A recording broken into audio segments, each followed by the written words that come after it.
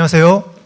오늘 개교 120주년 제3회 고려대 체인지메이커스 포럼에 참석해 주신 모든 분들께 진심으로 감사드립니다.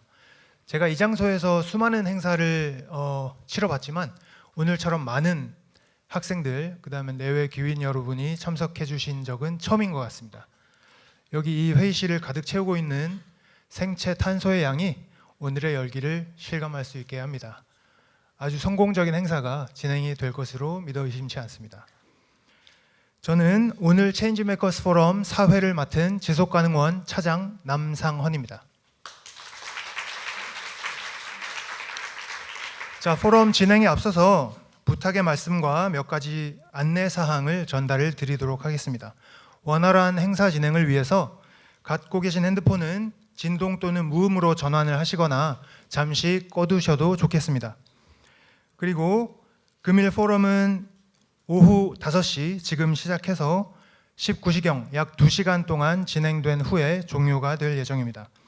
저희 신재혁 지속가능원장님의 개회사, 본교 정순영 교무부총장님, 강승모 한국석유공업 부회장님의 축사를 시작으로 단체 사진을 먼저 촬영한 뒤에 초대 국립과학기상원장 조천호 박사님의 기조 강연이 이어지겠습니다.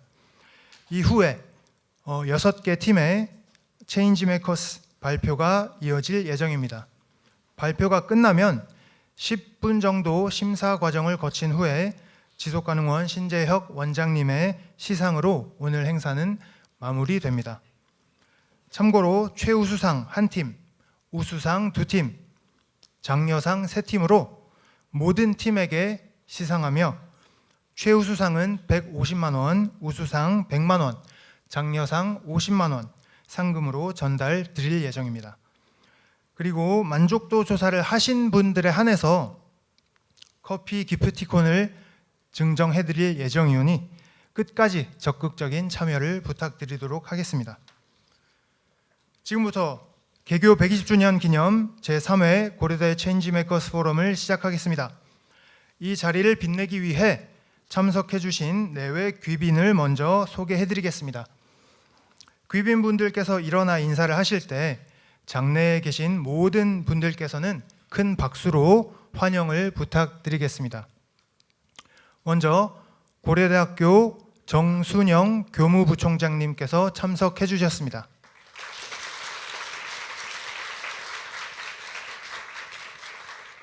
한국석유공업 송상호 대표이사님 참석해 주셨습니다.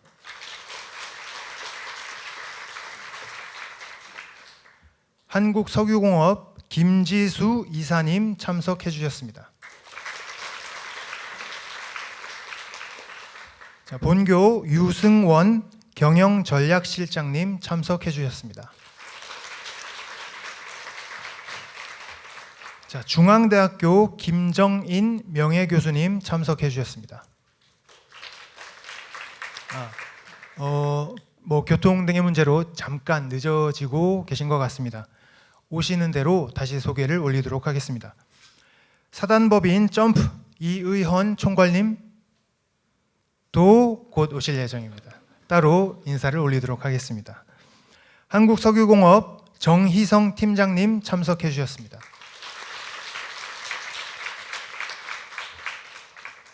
자, 한국석유공업 정종현 대리님, 이을영 사원님 참석해 주셨습니다. 아마 내외 귀빈이라는 타이틀이 너무 부담스러우셨나 봅니다. 곧 들어오실 겁니다. 예. 이 자리를 빛내주시기 위해 참석해 주신 분들 모두 소개를 드려야 마땅하지만 시간 관계상 그러지 못함을 널리 양해를 부탁을 드립니다. 혹시 순서가 바뀌었더라도 너른 마음으로 이해를 해주시기 바랍니다.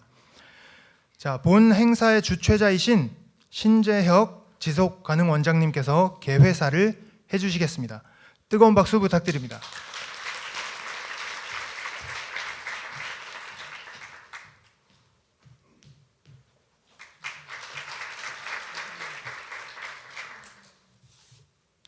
존경하는 내외 귀빈 여러분, 그리고 오늘 포럼에 함께해 주신 모든 참석자 여러분, 고려대학교 개교 120주년을 기념하여 열리는 제3회 체인지 메이커스 포럼에 오신 것을 진심으로 환영합니다.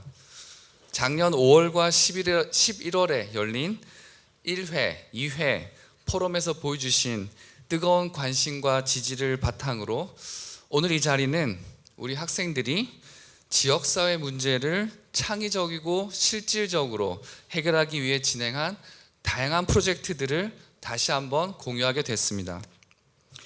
각 프로젝트는 우리 학생들의 열정 그리고 지역사회와의 긴밀한 협력 속에서 이뤄낸 소중한 결실입니다. 이 같은 노력은 우리 고려대학교가 추구하는 사회적 책임과 지속 가능성의 가치를 잘 보여주는 사례라고 할 수 있습니다. 고려대학교 체인지 메이커스 프로그램은 앞으로 지역사회를 넘어서 전 세계적으로 긍정적인 변화를 이끄는 플랫폼으로 성장하기를 기대하고 있습니다. 오늘 이 자리에 함께해 주신 모든 분들께 다시 한번 깊은 감사를 드립니다.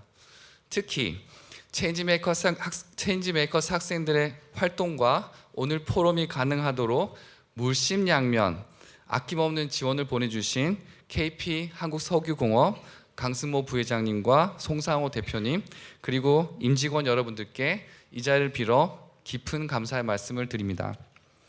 그럼 지금부터 고려대학교 지속가능원이 주최하는 제3회 체인지 메이커스 포럼을 공식적으로 개회하겠습니다. 감사합니다. 자, 다음은 세상을 바꾸는 체인지 메이커스들을 위해 지원을 아끼지 않으시는 정순영 교무부총장님의 축사를 들어보겠습니다. 교무부총장님 무대로 모시겠습니다. 큰 박수 부탁드립니다.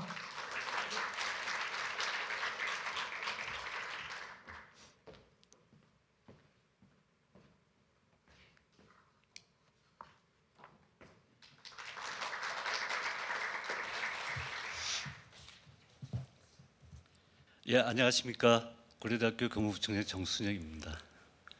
예, 먼저 오늘 바쁜 일정에도 불구하고 오늘 이 행사를 위해 참석해 주신 KP 한국석유공업의 송상호 대표님과 조천호 박사님을 비롯한 내외 기분 여러분께 깊은 감사의 말씀을 드립니다. 그리고 존경하는 교수님들, 지금 열기로 가득 채우는 학생 여러분 진심으로 환영합니다. 아울러 개교 120주년을 맞아 개최하는 제3회 체인지 메이커스 포럼에 여러분과 함께하게 되어 매우 기쁘게 생각합니다. 교육을 통해 나라를 구한다는 교육 구국의 건화기념으로 세워진 우리 고려대학교는 올해 120주년을 맞이하여 전통과 역사로 가득 찬 고려대학교로 자리매김하고 있습니다. 그리고 인류의 난제를 해결하고 인류 미래 사회에 공헌하는 세상에 없어서는 안 될 대학으로 도약하고 있습니다. 미래 사회에 공헌하는 인재를 양성하기 위한 체인지 메이커스 프로그램은 학생들이 직접 지역 사회에 참여하여 지역 문제를 이해하고 지역 공동체와 협력하여 지속 가능한 해결책을 찾아 실행에 옮김으로써 지속적인 변화를 만들어내는 학생 주도 참여형 프로그램입니다. 시각장애 아동들을 위한 점자 동화책 제작, 특별 교통수단 개선을 통한 교통약자의 이동권 증진과 어르신들의 운동을 지원하는 시니어 스마트 프로그램 서비스 등 우리 학생들은 지난 3년간 체인지 메이커스 프로그램을 통해 많은 사회 공헌 활동과 성과를 이뤄냈습니다. 그 과정에서 보낸 시간은 주변의 많은 어려움들을 겪고 있는 사회적 약자들의 목소리를 듣고 지역 문제를 직접 마주하며 나 자신을 돌아보는 내적 성장의 시간이 되었을 것이라고 생각됩니다. 오늘 포럼은 지난 학기 동안 체인지 메이커스 프로그램을 통한 우리 학생들의 성과를 공유하고 학생들의 깊은 고민과 노력의 결실을 축하하는 자리입니다. 우리 학생들이 더 높은 목표의식을 갖고 힘찬 도전을 할 수 있도록 많은 응원과 격려를 부탁드립니다. 마지막으로 이번 행사를 위해 아낌없이 후원해 주신 KP그룹의 한국석유공업에 다시 한번 깊은 감사의 말씀드리며 원활한 행사 진행을 위해 노력해 주신 지속가능원 선생님들과 관계자 여러분들께도 진심으로 감사드립니다. 이 자리에 참석한 모든 분들이 각자의 분야에서 체인지 메이커가 될 수 있기를 소망하며 우리 학생들이 세상의 키 메이커가 될 수 있도록 고려대학교는 앞으로도 아낌없는 지원과 최선의 노력을 다하겠습니다. 아무쪼록 오늘 이 자리가 여러분들께 유익한 시간이 되기를 바라며 함께해 주신 모든 분들께 감사하다는 말씀을 드립니다. 감사합니다.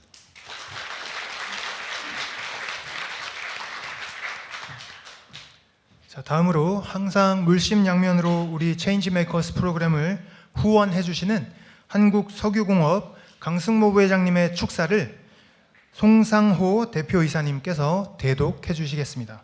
큰 박수 부탁드립니다.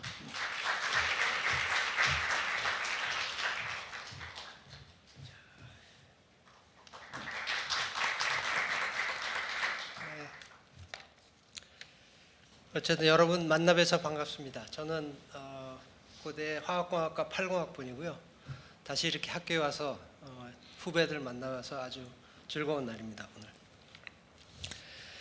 오늘 특히 이번에 개교 120주년입니다. 그래서 고려대학교 지속가능원이 주최하고 한국석유공업이 후원하는 제3회 체인지 메이커스 포럼이 개최된 것을 진심으로 축하드립니다. 체인지 메이커스는 우리 학생들이 지역 사회의 문제 해결을 위해서 지역 공동체와 협력하고 소통하며 지속 가능한 해결책을 찾아 실행에 옮겨 바람직한 변화를 이끌어낸다는 목표 아래 운영되는 것으로 알고 있습니다. 오늘 포럼은 체인지 메이커로서 적극적인 활동을 하여온 고려대학교 학생들이 지역 사회의 문제 해결과 발전을 위해 저마다 쌓아온 성과를 나눔으로써 성장을 향해 한 걸음 더 나아가는 대단히 뜻깊은 자리라고 생각합니다. 폐기 섬유를 활용한 기저귀 파우치, 자립 준비 청년과 함께하는 이모티콘 제작, 폐현수막의 업사이클링, 글로벌 물안보 문제 해결을 위한 솔루션, 캠퍼스 내 다회용 순환 시스템 정착 방안, 성북구 관내 봉사자와 봉사기관을 연결해주는 소셜 플랫폼의 창업 등 메이커 여러분들께서는 자기만의 인사이트와 문제의식을 바탕으로 다양한 접근 방식을 통해 지역사회의 문제 해결을 위해서 진정성을 가지고 나와 주셨습니다. 각 프로젝트의 구체화를 위해 메이커 여러분들께서 발휘하신 뜨거운 열정과 남다른 창의성은 여러분 개인에게도 성장의 밑거름이 될 것이라고 확신합니다. 현대 경영의 아버지 피터 드러크라고 아마 경영학을 공부하신 분들은 얘기 들어보셨을 거예요. 그분이 말씀하시기를 우리가 활용할 수 있는 자원 중 끊임없이 성장과 발전을 기대할 수 있는 유일한 것은 인간의 능력이라고 말씀하셨습니다. 이 자리에 계신 여러분들이 그 말의 증거라고 저는 생각을 합니다.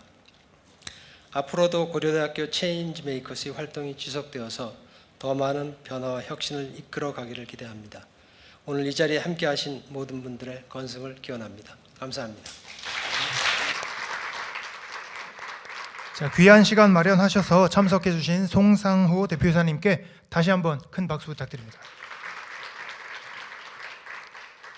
자, 이상 축사를 마무리하고 잠시 단체 사진 촬영을 하도록 하겠습니다.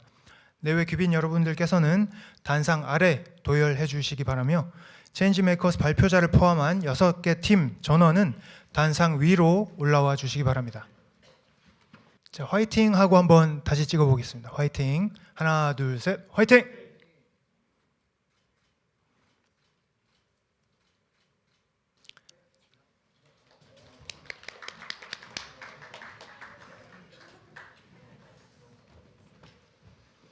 자, 신속히 자리로 이동해 주시면 여러분들께서 기다리시던 조천호 박사님 강연 듣는 시간을 가지도록 하겠습니다. 착석해 주시기 바랍니다. 자, 조천호 박사님 무대로 모셔서 탄소 중립을 위한 담대한 전환 주제로 기조 강연 듣도록 하겠습니다. 박수로 맞아주시기 바랍니다.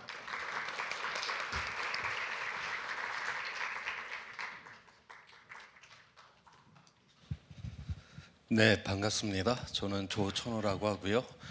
고려대 체인지 메이커스 이 포럼에서 여러분들과 이 기후 위기에 대해서 함께 이렇게 생각할 수 있는 시간을 갖게 돼서 굉장히 기쁘게 생각을 합니다. 지금 여기 맨 앞에 줄무늬에 이제 디자인이 하나 있는데 이건 지난 100여 년 동안 지구의 평균 기온이 상승되고 있는 모습을 지금 보여주고 있어요. 우리가 온실가스 배출량을 줄이지를 않는다면 이 붉은 빛깔이 점점 더 진해지는 이러한 세상이 되겠죠. 결국 그렇게 되면 이 뭉크의 이 절규처럼 바로 이 세상은 파국에 빠질 수밖에 없다라고 하는 겁니다. 자, 그러면 이 기온이 올라간다라고 하는 거 이건 어떤 의미일까? 우리가 뭐 극단적인 날씨가 자주 일어난다 이렇게 되게 되면 결국 우리가 마실 수 있는 물, 그 다음에 우리의 적절한 식량, 우리의 삶의 안전한 거주지가 바로 불안정하게 될 것이고, 그렇게 되게 되면 이러한 사회적 갈등이 일어나고 정치적 분쟁이 일어나고 난민이 발생되고 바로 이 세상 자체가 아수라장이 되는 바로 문명의 붕괴까지 갈 수 있기 때문에 우리가 이 기후 위기에 관심을 갖게 되는 것입니다. 자, 그러면 이 기후 위기가 어떻게 일어나고 있는지 그 모습을 한번 보도록 할게요. 자, 여기서 지금 이거는 우리가 산업혁명을 기점으로 해서 그 이전 40만 년 그 이후의 기온의 변화를 지금 보여주고 있습니다. 과거로 돌아가서 보니까 기온이 올라갔다 내려갔다, 우리 간빙기, 빙기라고 하는 것을 천문학적인 이제 변동성에 의해서 10만 년 주기로 변하고 있는 것을 보여주고 있습니다. 여기에서 여기 녹색으로 된 이 라인이 산업혁명 이전의 지구 평균 기온이 14도를 0이다라고 하는 이 기준으로다가 지금 맞춰 놓은 겁니다. 우리 호모사피엔스가 이 지구상에 등장한 거를 이제 최대 한 30만 년 전이다라고 보고 있죠. 자, 지난 30만 년 동안에 보니까 지구 평균 기온이 2도 이상 올라가 본 적이 단 한 번도 없습니다.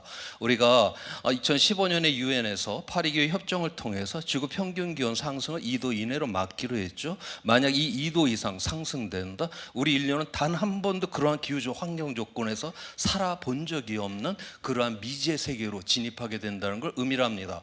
거기서 우리가 과연 지속을 하려는지 멸절하려는지 모르는 이러한 불확실성에 들어간다는 걸 의미를 하고 있고요.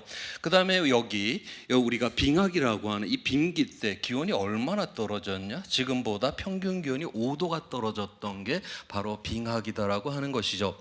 여기서 우리가 지금 여기에서 우리 아까 그 호모사피엔스가 한 30만 년 전에 이제 등장을 했다라고 했는데, 우리 인류가 한 5만 년 전이 되게 되면은 이제 동굴에다가 거의 완벽하게 이런 짐승의 그림을 그려내고 동물의 뼈를 갈아갖고 바늘을 발명해서 옷을 꿰매기 시작을 합니다. 그래서 5만 년 전이면은 거의 우리의 뇌와 동일한 존재들이 바로 지구상에 있었다라고 하는 것이죠. 자, 그런데 우리는 세계사 시간에 이 세상에 이 농업이 시작한 신석기는 10,000년 전에 일어났다라고 그렇게 배웠어요. 오늘날 우리는 몇십 년 만에 온 세상을 싸그리 다 바꿔내는 이러한 존재들인데 어떻게 우리의 조상들은 우리와 동일한 뇌를 갖고 그 오랜 시간을 구석기 시대를 보냈을까? 바로 이 그림이 이거를 설명을 해주고 있습니다. 자, 지금으로부터 수만 년 전 보니까 기온이 낮죠. 빙하기예요. 자, 그래서 이렇게 추웠었는데 빙하기라고 해갖고 이 빙하가 지구를 다 둘러쌌던 건 아닙니다. 저때 이 빙하가 가장 확장이 되었을 때 육지 면적의 약 25% 정도를 덮게 됩니다. 오늘날 그린란드, 남극 여기가 이제 다 대륙인데 그 위에 빙하가 있고, 오늘날은 육지 면적의 약 10%를 빙하가 덮고 있어요. 그러니까 오늘날보다 약 2.5배 더 넓은 영역의 빙하가 차지하고 있었을 때를 우리가 빙하기다라고 부른다라고 하는 거죠. 우리 이 빙하기 수만 년 전에 이 아시아에서는 저 시베리아 북단까지밖에 빙하가 확장되지 않습니다. 우리 한반도는요 빙하 구경도 못했어요. 여기 그냥 생태계 다 있었고 식물 자라고 동물도 뛰어놀고, 왜 우리의 조상들은 여기서 농사를 짓지 못했을까 하는 겁니다. 자, 기온이 낮았어요. 기온이 낮게 되면 바다에서 수증기가 많이 증발을 안 합니다. 구름이 적게 만들어지죠. 비가 적게 내렸어요. 그래서 지금보다 대단히 건조한 기후였었다고 그렇게 보고 있고요. 그 다음 지금 바람이 불고 천둥 번개가 치고 이런 일들은 왜 일어나냐, 적도 쪽은 햇빛을 많이 받고 극쪽은 햇빛을 적게 받기 때문에 자연의 법칙은 이렇게 되면 에너지 차이가 생기게 되죠. 이 에너지 차이를 그대로 두지 않죠. 반드시 균형을 잡는 이 과정에서 바로 바람이 불고 천둥 번개가 치는 거거든요. 자, 그런데 지금보다 2.5배나 더 넓은 영역에 저 북쪽에 이 빙하가 있었어요. 그러다 보니까 이 적도와 극 간의 에너지 차이가 지금보다 굉장히 심했다라고 하는 거죠. 그래서 바람이 어마어마하게 세게 불었고, 그래서 오늘날보다 약 10배 정도의 극단적인 날씨가 일어났었다라고 저는 그렇게 추정을 합니다.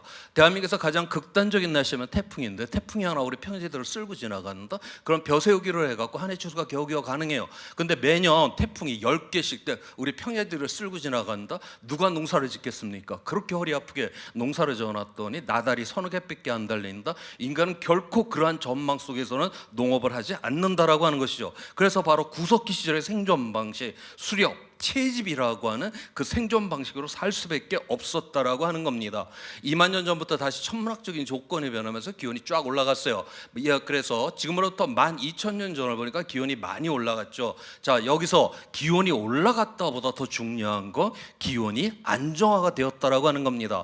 기후가 저렇게 딱 안정이 되니까 저 때서야 비로소 우리 인간은 씨앗을 심는 농업이 이제 출현을 하게 되었고, 그래서 저 농업을 바탕으로 해갖고 오늘날 이 80억을 매겨 살리는 이 엄청난 문명을 만들어낼 수가 있었다라고 하는 것이죠. 자, 그런데 저 12,000년 동안에 저 안정적인 저 기후 조건, 물론 왜 저렇게 안정적이었냐? 뭐 여러 설명이 있는데 모든 기후과학자들이 동의하는 설명은 아직 없습니다. 다시 말해서 우리가 왜 저렇게 12,000년 동안 안정적이었는지 아직까지 우리가 확실히 알지 못하는 저러한 너무나도 이 지구의 역사에 있어서 너무나도 유일했고 독특했던 이 기후 조건에서 바로 농업이 가능했고 이 80억을 먹여 살리는 이 문명을 만들어냈는데 우리 스스로 이를 무너뜨리려고 하는 것, 이것이 바로 오늘날 인간에 의한 기후 위기다라고 하는 거죠. 자, 그래서 산업혁명 이후에 우리가 화석연료를 태웠고, 그래서 온실가스 농도를 높여나가고 기온이 올라갔습니다. 지금 현재 작년 기준으로 해서 약 1.3도 가량이 지금 올라가 있는 그런 상황이에요. 1도라고 하는 거 우리가 그렇게 위험으로 느끼지 않는 것인데, 이건 지구의 평균 기온이 1도가 올라갔다라고 하는 거죠. 여기서 우리 과거를 보니까 과거에도 기온이 오르락 내리락 했어요. 저건 사람이 변화시킨 게 아니죠. 자연 스스로도 기온이 올라갔다 내려갔다 합니다. 자, 그래서 이 기후 과학자들이 과거에 기온이 상승될 때 가장 빠른 속도를 알아요. 그 속도가 어느 정도냐면 1000년의 1도 상승이 자연에서는 가장 빠른 속도입니다. 자, 그런데 우리 사람들은 화석연료를 태워갖고 100년 만에 지금 1도를 지금 높여놓은 거예요. 다시 말해서 자연에서 가장 빠른 속도보다 10배나 빠르게 지금 변화를 일으키고 있다라고 하는 거죠. 자, 이렇게 되면 기후가 균형을 잡고 있다가 갑자기 10배나 빠르게 변화가 확 일어난다? 그러면 이 균형이 무너지게 될 거고, 기후의 균형이 무너지게 되면 기후가 불안정하게 될 거고, 기후가 불안정하게 되면 결국 극단적인 날씨가 자주 일어나게 됩니다. 자, 현재 우리가 1도를 변화시킨 이거로다가 얼마나 극단적인 날씨가 자주 일어났는지를 보도록 하겠습니다. 1980년도에 전 세계적으로 극단적인 날씨, 뭐 태풍, 폭염, 가뭄, 홍수 이런 게 전 세계적으로 한 200개 정도가 발생을 했어요. 자, 오늘날 봤더니 900개를 돌파를 했습니다. 우리는 고작 1도밖에 올리지를 않았는데 지난 40년 동안에 극단적인 날씨는 이미 4배 이상이나 되는 이러한 상황이 되었다라고 하는 거죠. 자, 그러면 우리가 미래는 또 어떻게 될 것인지를 또 보도록 하겠습니다. 지금 유엔에서 이 기후 변화 관련된 이런 협상들이 이루어지고 있고, 그다음에 우리 정부 안에서도, 정부의 부처 안에서도 이 기후 정책을 세우는 이런 모든 부서들이 있죠. 그러면 뭘 기준으로 해서 이 기후 정책을 세우고 기후 협상을 해야 될까? 바로 그 기준점이 유엔에서 나오는 바로 정부 간 기후 변화 협의체 IPCC 보고서를 기준으로 합니다. 이건 6년 내지 한 5년에서 한 7년마다 한 번씩 그동안 이루어졌던 연구 실적을 이제 모아갖고 이 보고서가 작성이 되는데요. 이번에 6차 보고서까지가 나왔고, 이번 6차 보고서 같은 경우에는 편집자만 3,000명 정도가 동원이 돼서 이 방대한 분량의 이 보고서를 만들어냈습니다. 그래서 이게 마지막 단계가 되게 되면 이 방대한 보고서를 갖다가 한 50페이지 미만으로 다 요약된 보고서가 나와요. 그 보고서의 이름이 정책 결정자를 위한 보고서라고 합니다. 이 보고서가 나오게 되면 총 이제 이게 완성이 되는데 2023년도에 IPCC 6차 정책 결정자를 를 위한 보고서가 나오면서 6차 보고서가 완간이 됐습니다.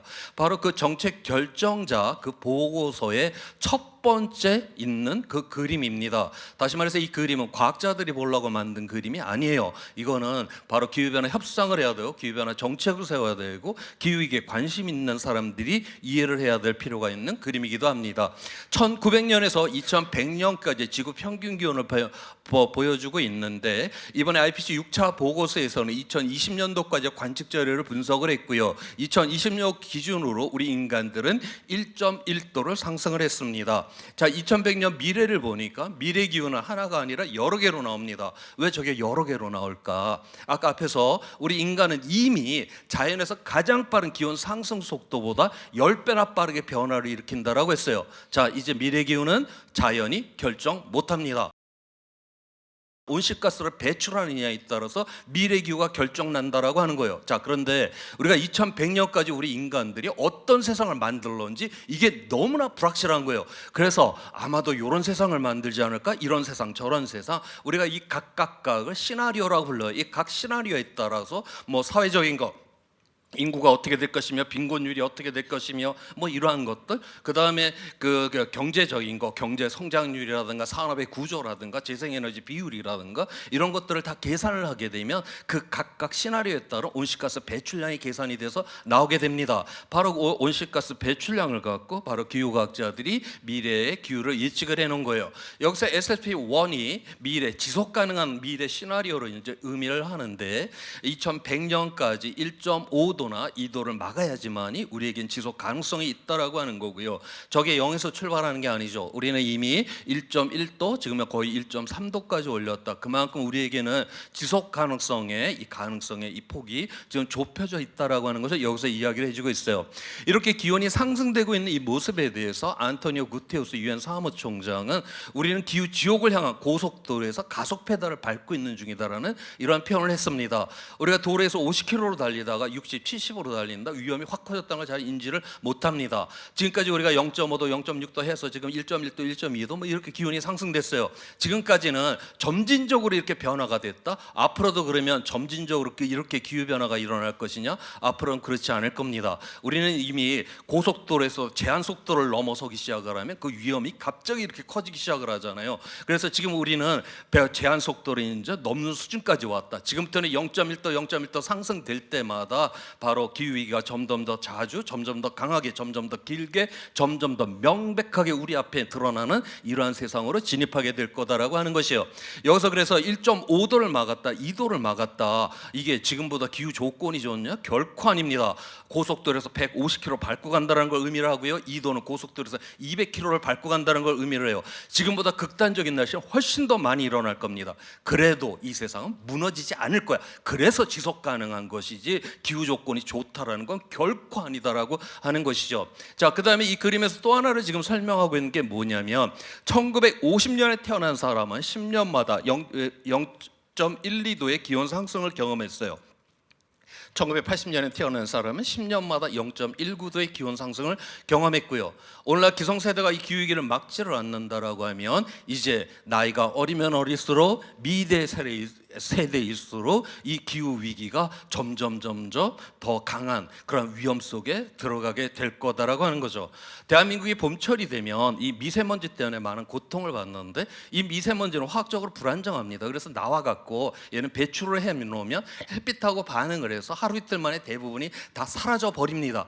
가장 오랫동안 공기 중에서 버텨내는 미세먼지가 일주일 정도 견디네요. 다시 말해서 우리가 더 이상 미세먼지를 배출하지 않는다, 아무 짓도 안 해도 일주일 후가 되면 미세먼지는 그냥 0이 되는 이러한 특징이 있어요. 다시 말해서 미세먼지는 우리 세대가 배출하고 우리 세대가 둘러 마셔버리고 우리 세대가 건강이 안 좋아지는 우리 세대 문제일 뿐이에요. 미세먼지는 우리 미래 세대와 아무 상관이 없습니다. 자, 그런데 온실가스는 이 미세먼지하고 질적으로 전혀 다른 게 있는데 얘는 한번 대기 중에 배출이 됐다 그러면 수백 년, 수천 년 동안 없어지지 않고 그대로 남아있게 된다라고 하는 거예요.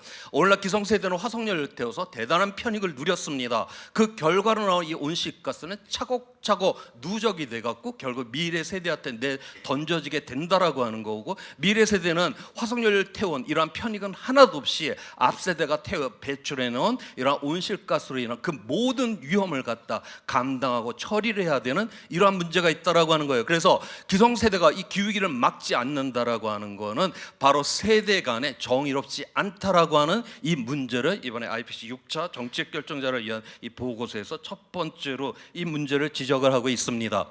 자, 그러면 이 세상을 갖다 우리가 그대로 둬서는 안 되겠죠. 자, 바꿔야 됩니다. 우리가 지난 수십 년 동안 이 사회 경제가 어마어마하게 빠른 속도로 성장을 했습니다. 그런데 우리의 문명이라고 하는 건 화석연료를 기반으로 했어요. 그래서 우리가 더 잘 살게 되었다라고 하는 건 그만큼 화석연료를 더 태워버렸다는 걸 의미를 하는 것이고요. 그래서 온실가스 배출량이 많아졌고 기후 변화가 일어났고, 그로 인한 이 위험이 우리가 힘들게 만들어 온 이 사회 경제를 지금 무너뜨리려고 한다라고 하는 거예요. 자, 그래서 우리가 이 세상을 더욱더 열심히 살아가게 되면 결국 문명 붕괴로 끝장이 나버린다라고 하는 것이죠. 자, 얼마나 우리가 경제적 피해를 보게 될 것인가를 한번 보게 되는데요. 현재 배출되고 있는 거를 그대로 유지를 해서 우리가 2050년에 도달을 했다. 그럼 지구 평균 기온은 2도를 돌파를 하게 될 것입니다. 그때 전 세계적으로 소득 감소가 19%가 줄어들게 될 거다라고 보고 있고요. 우리나라만 따져도 14%가 줄어들게 될 거다라고 그렇게 예상을 하고 있습니다. 자, 그러면 이거를 막기 위해 갖고 이 기후변화의 원인이 되었던 온실가스 배출량은 줄여야 되겠죠. 그래서 우리가 그걸 저감, 완화, 감축이라고 그렇게 표현을 하고 있고요. 그래서 우리가 얼마나 줄여야 되느냐고 하면 이 2도를 막기 위해서 우리가 이 피해액에 우리가 6분의 1, 약 GDP의 3% 정도만 우리가 지금 투자를 하게 되면 저렇게 극단적인 저런 피해는 충분히 막아낼 수 있다라고 지금 그렇게 보고 있습니다. 그다음 이 기후 변화의 결과로다가 이미 물 문제, 식량 문제, 그다음 생태계 문제에서 여러 문제들이 이미 일어나고 있어요. 일어나 버린 거고 어떻게 합니까? 그거는 빠르게 우리가 거기에 대해서 적응을 해야 되겠죠. 이 그림에서 보면은 지금 이 기후 변화, 이 온실가스 배출량이 굉장히 많았던 이 북쪽의 나라들은 거의 피해를 잘 보지를 않고요. 이런 카나다나 러시아나 북유럽 같은 데는 오히려 이 기후 변화로 인해서 따뜻해져 갖고 오히려 경제적 이익을 보게 될 거다라고 그렇게 전망을 합니다. 추운 나라가 따뜻해져서 야외 노동 시간도 길어지고 농사가 안 되던 곳에 농사도 잘 돼서 오히려 이렇게 이익을 보게 될 거고, 누가 피해를 보느냐? 이렇게 가난한 이 열대 지방의 이러한 나라들이 엄청난 이러한 경제적 피해를 보게 될 거다라고 그렇게 보고 있어요. 다시 말해서 온실가스를 배출한 나라들은 상대적으로 덜 피해를 보고, 온실가스 배출과는 전혀 상관없는 이러한 가난한 나라들이 이 모든 경제적 피해의 최전면에 나서게 된다. 바로 이 세상에 이런 불평등성을 지금 이야기를 하고 있고요. 그래서 우리가 이 적응이라고 하는 이 측면에 있어서는 바로 이러한 국제적인 그다음에 사회적인 이러한 정의의 문제도 대단히 중요하다고 그렇게 보고 있습니다. 그래서 우리가 여기에서 그러면 이 북쪽의 나라들은 괜찮기만 하느냐? 우리가 이 어떤 위험이 다가오게 될 때 나 홀라 저 꼭대기에 있다라고 이게 안전한 게 아니죠. 바로 내 이웃이 안전해야지 나의 안전이 보장이 된다라고 하는 겁니다. 바로 수억 명의 이러한 난민들이 발생을 해갖고 살겠다고 국경을 넘는 이런 아수라장이 되게 된다라고 하면 이 세상은 바로 붕괴로 갈 수밖에 없다라고 하는 것이죠. 자, 여기서 우리가 그러면 얼만큼 줄여야 되는가? 그거를 한번 보도록 하겠습니다. 1970년 이후에 전 세계 이산화탄소 배출량을 나타내고 있는데, 우리가 2015년 파리기후 협정 이후로다가는 이렇게 계속적으로 증가는 하지 않았어요. 지금 현재는 2015년 이후는 최대 배출량 그 상태가 거의 지금 유지가 되고 있는 이러한 상황이 있습니다.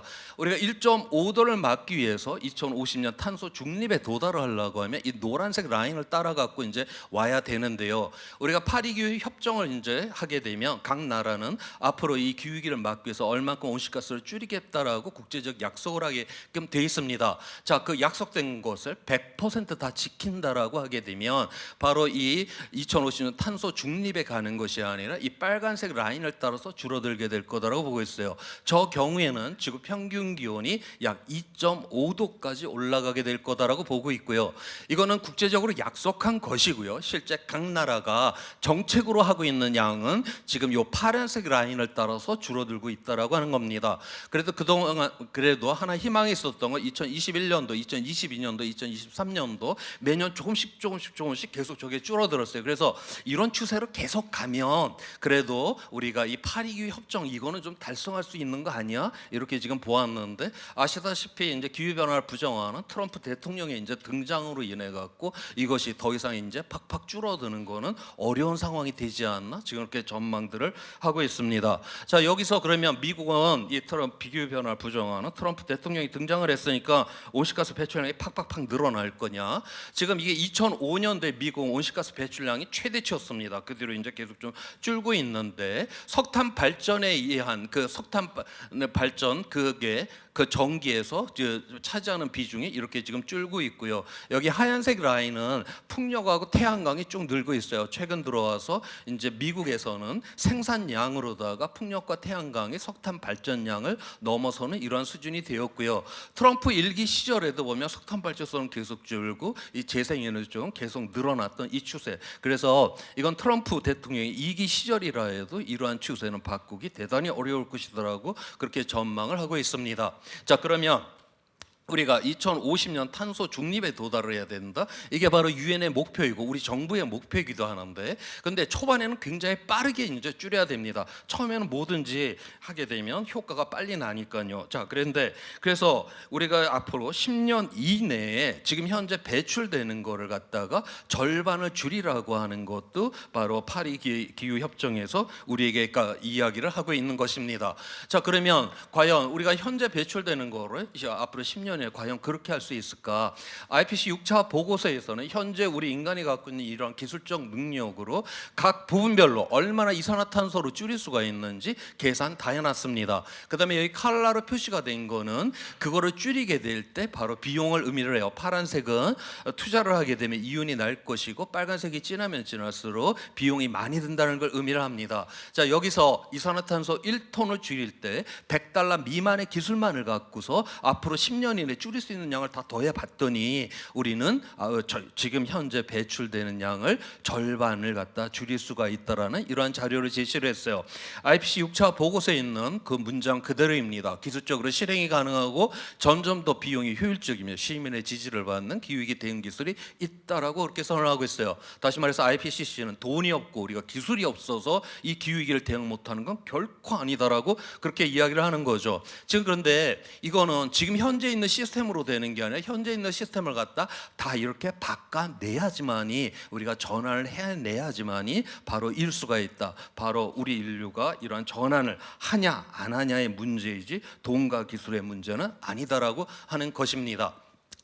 특히 이 전력 부분에 있어서는 지금 이 세계에는 어마어마한 지금 변화가 지금 일어나고 있는데 IEA 세계 에너지 기구에서 나온 자료예요. 2023년도에 전 세계적으로 원전이 5.5 기가와트가 새로 만들어졌습니다. 고해 새로 발전이 시작된 거를 의미를 해요. 우리가 원전 그 동그란 거 하나가 1기가와트의 전력이 나오는데 한 5개 정도를 새로 만들었다. 대부분이 다 지금 중국에서 지금 만들고 있고요. 그 다음에 117기가와트의 그 풍력이 새로 만들어졌고 태양광의 420기가와트가 새로 만들어졌습니다. 다시 말해서 지금 재생 에너지의 시장이 지금 이 설비 용량으로 따지면 원전의 시장이 약 100배다라고 하는 걸 이야기를 해주고 있고요. 자, 그러면 인류애가 넘쳐나서 지금 태양광 풍력을 하냐? 지금 보다시피 균등화 발전 비용, 우리가 그러니까 지금 돌리고 있는 발전소가 아니라 새로 발전소를 건설을 해서 내구 연한이 다 될 때까지 들어가게 되는 비용을 의미를 하게 됩니다. 그 기준으로 따졌을 때 2009년도만 해도 태양광이 가장 비쌌는데 지금 현재는 이 태양광하고 이 풍력이 가장 이 시장에서 싼 에너지원이기 때문에 이러한 변화들이 지금 일어나고 있다. 이미 시장에서는 엄청난 이런 반응이 일어나고 있다는 것을 제시를 하고 있습니다. 자, 그래서 이와 함께 전 세계 에너지의 일자리 지금 변화를 보여주고 있는데 2012년에 이 재생에너지 분야에 730만 명이 고용이 돼 있었는데 2023년도에 1620만 명까지 지금 늘어나 있는 상황이고요. 그 다음에 2050년 우리가 재생에너지 부분에서 4,200만 명의 그런 고용의 창출이 있을 거다라고 보고 있고, 그 다음에 화석연료 산업에 대한 이 투자 대비 이 재생에너지 산업이 약 3배 더 많은 일자리를 만든다라고 하는 거고, 우리나라에서도 이런 이제 이러한 그 민간 이러한 이제 싱크탱크들에서 이러한 것들 계산을 많이 했습니다. 특히 우리가 2050년 탄소 중립에 도달을 하는 경우에 재생에너지 분야에서 일자리가 200만 명까지 만들어지게 된다. 재생에너지는 어떤 공단이 있어서 거기에 노동자들이 모이는 것이 아닙니다. 전국에 다 저 200만 명이 퍼져 있어야 된다라고 하는 것이죠. 그러한 측면에서 지금 지방 소멸의 이러한 문제까지 막을 수 있는 굉장한 대안으로 우리가 생각해 볼 수 있다라고 하는 것입니다. 자, 그래서 지금 우리가 기후 위기를 이제 막게 될 때 이 IPCC에서는 앞서 이야기를 했듯이 온실가스 배출량은 저감을 하고 그다음에 기후 변화의 결과에 대해서는 적응을 해야 된다. 그와 함께 지속 가능한 개발을 함께 해야 된다. 그래서 이거를 다 합쳐서 기후 회복력 개발이라고 부르고 있습니다. 기후 위기 대응을 하게 될 때 왜 지속 가능한 개발이 왜 함께 해야 되는가? 오늘날 이 위기의 본질이라고 하는 건 지구는 물질이에요. 물질이라고 하는 건 유한합니다. 이 유한한 이 지구에서 인간은 이 무한한 세상을 만들겠다라고 내달려가다가 지구의 물질적 유한성을 넘어서 버렸다라고 하는 거고, 결국 지구의 물질적 유한성을 넘어서는 세상을 만들게 되면 우리의 삶의 거주지가 붕괴로 들어가게 된다라고 하는 거예요. 그래서 우리의 미래 세대는 지금 우리처럼 이 지구에서 오늘 안전하게 살 수 없는 이러한 세상이 가겠다. 이거를 막기 위해 갖고 바로 이 17가지의 가치를 실현해야 된다라고 하는 거고, 유엔에서는 이 17가지의 가치를 하나의 슬로건으로 정리를 해놨죠. 아무도 뒤에 남겨두지 않는다. 다시 말해서 이 세상을 정의롭게 해야 된다라고 하는 거고, 그래서 이번에 IPCC 보고서에서는 바로 이 지속가능한 개발 중에서 1번 빈곤을 줄여라, 10번 불평등을 줄이라고 하는 거를 끊임없이 강조하는 이유가 바로 여기에 있는 것입니다. 자, 그래서 우리가 지난 12,000년 동안 안정적인 기후 조건에서 정말 거대한 가속으로 내달려가다가 지구의 물질적 유한성을 넘어서는 이런 세상을 만들면서 우리의 삶의 거주지가 붕괴로 지금 들어가고 있다라고 하는 거예요. 이거를 우리가 막기 위해서는 담대한 전환이 필요하고, 그렇게 하기 위해서는 이 지속 가능한 개발 목표를 달성을 해서 이 사회적 개변이 튼튼해 갖고 바로 우리의 인간의 존엄성을 지켜내야 되는 것이고, 그다음에 2050년 탄소 중립에 도달을 해서 우리의 삶의 거주지를 안전하게 만들어야 한다라고 하는 것이죠. 자, 그래서 우리가 지구의 물질적 유한성을 넘지 않는다. 그다음에 우리의 공동체를 갖다 좀 더 협력적인 세상을 만들어야 된다라고 하는 것이 이러한 기후 위기 대응, 지구 환경 위기 대응에 가장 중요하다라고 하는 것이고, 여기에 대한 예를 한번 보도록 하겠습니다. 우리가 옛날에 고기를 잡으러 바다에 나갔어요. 자, 많이 못 잡았습니다. 우리가 배가 시원치 않고 그물이 시원치 않아 갖고 많이 못 잡았어요. 그동안 우리는 과학 기술을 통해 갖고 배도 크게 만들고 그물의 성능도 좋게 만들어서 고기도 많이 잡고 경제 성장을 어마어마하게 빠르게 이루어냈습니다. 다시 이제 우리가 바다에 고기를 잡으러 나갔는데 이제 많이 안 잡히기 시작을 한다라고 하는 거예요. 이제는 바로 바다에 고기가 줄었기 때문이다라고 하는 거죠. 자, 여기에서 우리는 지금까지 관성대로 더 큰 배, 더 성능 좋은 그물을 생각하는 이러한 세상은 더 이상 우리에게는 그러한 세상은 갈 수가 없다라고 하는 것이죠. 지금부터는 우리에게 최우선순위는 뭐냐? 바로 저 바다에 고기가 충만한 상태로 지속 가능하냐? 이거를 우리가 첫 번째 가치로 생각하지 않으면 우리는 지속 가능할 수가 없다라고 하는 것입니다. 우리의 공동체에 대한 이야기인데요. 여기 우표에 나와 계신 분이 마가렛 미드라고 하는 미국의 유명한 그 인류학자인데, 이분한테 어떤 사람이 인류의 문명의 시작은 무엇이냐고 이렇게 이제 물었더니 이분의 대답이 우리가 인류에게 있어서 연민의 시작이 우리의 문명의 시작입니다라고 그렇게 대답했다라고 해요. 그러면서 제시했던 이 증거물인데, 이거는 사람의 이 대퇴부 뼈입니다. 이 대퇴부 뼈 15,000년 전의 대퇴부 뼈인데, 이게 온전한 뼈가 아니라 한번 부러졌다가 이렇게 붙은 뼈예요. 이 대퇴부 뼈가 부러지게 되면 우리 인간은 7주 동안 꼼짝을 못합니다. 다시 말해서 우리가 7주 동안 누군가의 돌봄이 있었다라고 하는 증거물이죠. 오직 인간의 이 유골만이 저렇게 부러졌다가 또 다시 붙어서 나온다라고 하는 거예요. 바로 우리 인간은 이러한 어려움 속에 이러한 돌봄을 받는 존재들이다라고 하는 것이고, 그래서 바로 이 문명의 시작이라고 하는 이러한 주변의 고통에 대해서 연민, 가여이 여기고 불쌍히 여기고, 영어로에서도 우리가 이 고통을 함께 한다라고 하는 것, 우리가 우리가 함께 사는 이유는 내 동료하고 경쟁을 해갖고 내 동료의 머리 위에 올라타려고 우리가 함께 사는 거 아닙니다. 우리는 바로 우리의 주변에 이러한 어려움에 대해서 돌봄을 갖다가 우리가 갖기 위해서 우리는 함께 산다라고 하는 이 공동체의 가치를 지켜낼 때만이 우리는 지속 가능하다라고 하는 것이죠. 자, 그래서 이러한 기후회복력 개발을 갖다가 2100년까지 열심히 하게 되면 이 녹색이 지속 가능한 길로 갈 수가 있는데, 우리가 기후회복력 개발을 전혀 하지 않는 이런 선택을 하게 된다. 이렇게 되게 되면 우리가 2030년에 극단적으로 이 자리에 가게 되면 이 녹색 지속 가능한 길이 다 닫히게 된다라고 하는 거예요. 그래서 이번에 IPCC 6차 보고서에서는 앞으로 10년 동안에 인류의 선택이 그 후 수백 년, 수천 년의 인류의 지속 가능성을 결정하게 될 것이다라고 하면서 이 지속 가능한 창문이 지금 너무나 빨리 닫히고 있다. 당장의 대응을 요구를 하고 있습니다. 야, 어떻게 그러면 10년 안에 이 세상을 갖다가 저렇게 다 바꿔낼 수가 있을까? 우리가 이렇게 걱정을 하게 될 텐데, 실제 우리가 이러한 변화들의 이러한 조짐들이 여기저기에서 지금 보이고 있습니다.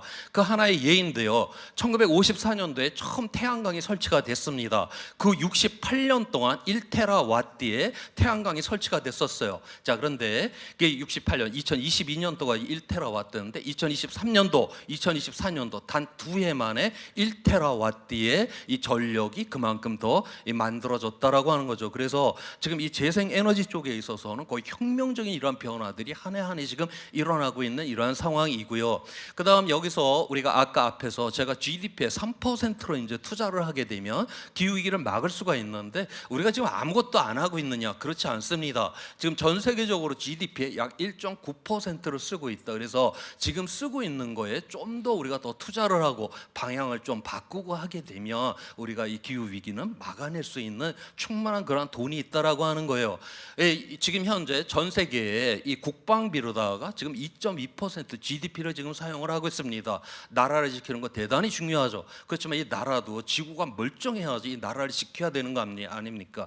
바로 지구를 지키는데 바로 나라를 지키는 이러한 비용 조금만 더 쓰면 된다라고 하는 거예요. 2차 대전 때 영국이 그 당시에 국방비, 2차 대전 말에 영국이 GDP의 50% 이상을 썼습니다. 미국은 거의 40%를 썼고요. 그래서 민주주의도 지켜내고 자기 나라도 지켜내지 않았습니까? 그래서 우리가 지금 이 3%라고 하는 건 지금 어마어마한 게 아니다. 이 기후위기 막는 거는 그런 것이 아니다라고 하는 것을 여기서 이야기를 해주고 있습니다. 자, 그래서 바로 그러면 이러한 세상을 우리가 어떻게 만들 것이냐, 그 하나의 예를 한번 보도록 하겠는데요. 이건 파리 시내 지금 도로 교통망을 지금 보여주고 있고, 칼라로 된 게 파리 시내 자동차 배기가스 농도입니다. 2014년도에 파리 여성 시장이 이달고가 이제 시장이 되었는데, 이분이 이 파리 시내에 아주 이 자가용이 안 들어오는 이러한 못 들어오게 만드는 이러한 정책을 어마어마하게 했죠. 예를 들어서 파리 이 도심부 안에 9만 개의 주차장이 있는데 6만 개를 이제 없애버리고 거기다가 자전거 도로를 깔고 자전거 보관소를 만들겠다. 그다음에 이분이 이제 임기가 내년이면 끝나는데 내 임기 2기가 끝나게 되게 되면 파리 시민 여러분, 승용차로다가 동에서 서로 통과하는 건 꿈도 꾸지 마세요. 이런 걸 공약을 내세웠더니 이 사람을 당선을 시켜놔 줬습니다. 자, 그랬더니 이 세상이 어떻게 변했냐? 2017년도에 파리 시내의 자동차 배기가스 농도인데 딱 5년이 지나니까 배기가스 농도가 저렇게 똑 떨어집니다. 저게 어떻게 개인이 착해갖고서 저렇게 어떻게 배기가스 농도가 떨어질 수가 있습니까? 바로 제도가 제대로 만들어져야지만이 바로 저런 일이 일어날 수가 있다라고 하는 거죠.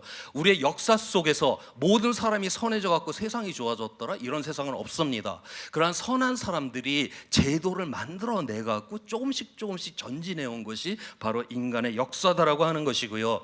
그래서 이 유엔에서도 지금 이 기후위기를 막기 위해서 해야 되는 일 10가지를 제시를 하고 있는데, 1번 목소리를 내라, 2번 정치적 압박을 가라. 다시 말해서 정치적 참여를 통해서 이러한 기후위기를 제대로 이거를 해낼 수 있는 이러한 정치가를 뽑아내고 그 사람이 제도를 만들어낼 때만이 우리는 저러한 세상을 누릴 수가 있다라고 유엔에서도 이야기를 해주고 있어요. 자, 그래서 그와 관련된 또 하나의 그냥 예로다가 오늘의 이야기를 마무리하도록 하겠습니다. 지금 이 영국에서 이 기대 수명의 지금 변화를 지금 보여주고 있는데요. 1840년대 여성과 남성의 기대 수명이 약 40세였습니다. 오늘날 80세로 약 2배가 늘어났는데 이게 1890년에서 1960년대까지 이제 공공의 보건 시설 뭐 이런 어떤 뭐 하수 처리 뭐 상수도 이런 시스템들이 이제 좋아지면서 굉장히 빠르게 기대 수명이 늘어났습니다. 자, 이때 빠르게 늘어날 때 이거 10년 단위로 다시 본 기대 수명입니다. 지금 보니까 1911년에서 21년, 1940년에서 51년 이때 영국은 기대 수명이 가장 크게 늘어났어요. 1911년에서 21년 1차 세계대전, 그 다음에 1940년에서 51년 2차 세계대전 때 바로 영국은 기대 수명이 가장 크게 늘어났다라고 하는 거죠.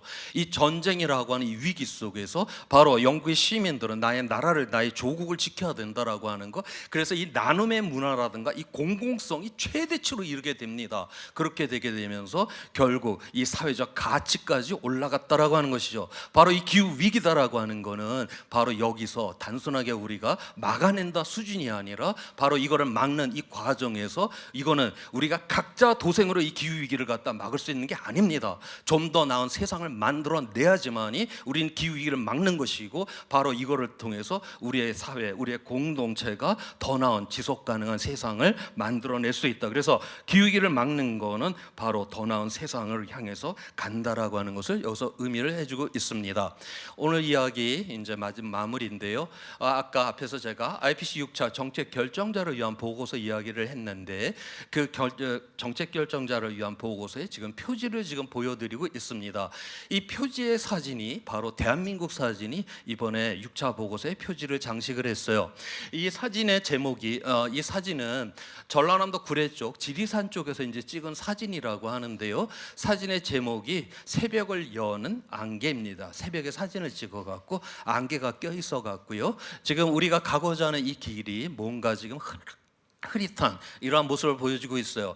오늘날 기후 위기로 인해 갖고 우리가 가고자 하는 저 미래의 길이 지금 흐릿한 이러한 것들, 불확실성을 또한 상징하기도 합니다. 그렇다고 그 세상이 깜깜하고 시약하면서 아무것도 안 보이는 이런 세상은 아니죠. 우리가 비록 저렇게 안개가 껴서 흐릿은 하지만 그래도 우리가 가야 되는 이 길에 그런 윤곽성, 그 불빛은 아직까지 남아 있잖아요. 그래서 바로 이 지리산의 사진이 바로 이 기후 위기 속에서도 바로 우리에게는 아직 이러한 희망의 가능성이 있다라고 하는 메시지를 전했기 때문에 이번에 IPC 6차 정책 결정자를 위한 이런 보고서의 표지를 장식했다라고 합니다. 다시 말해서 오늘날 기후 위기다라고 하는 것, 이거는 우리에게 또한 새로운 세상을 여는 가능성으로 여러분들이 그렇게 여겨줬으면 하는 이러한 바람에서 제 이야기를 마무리하도록 하겠습니다. 고맙습니다.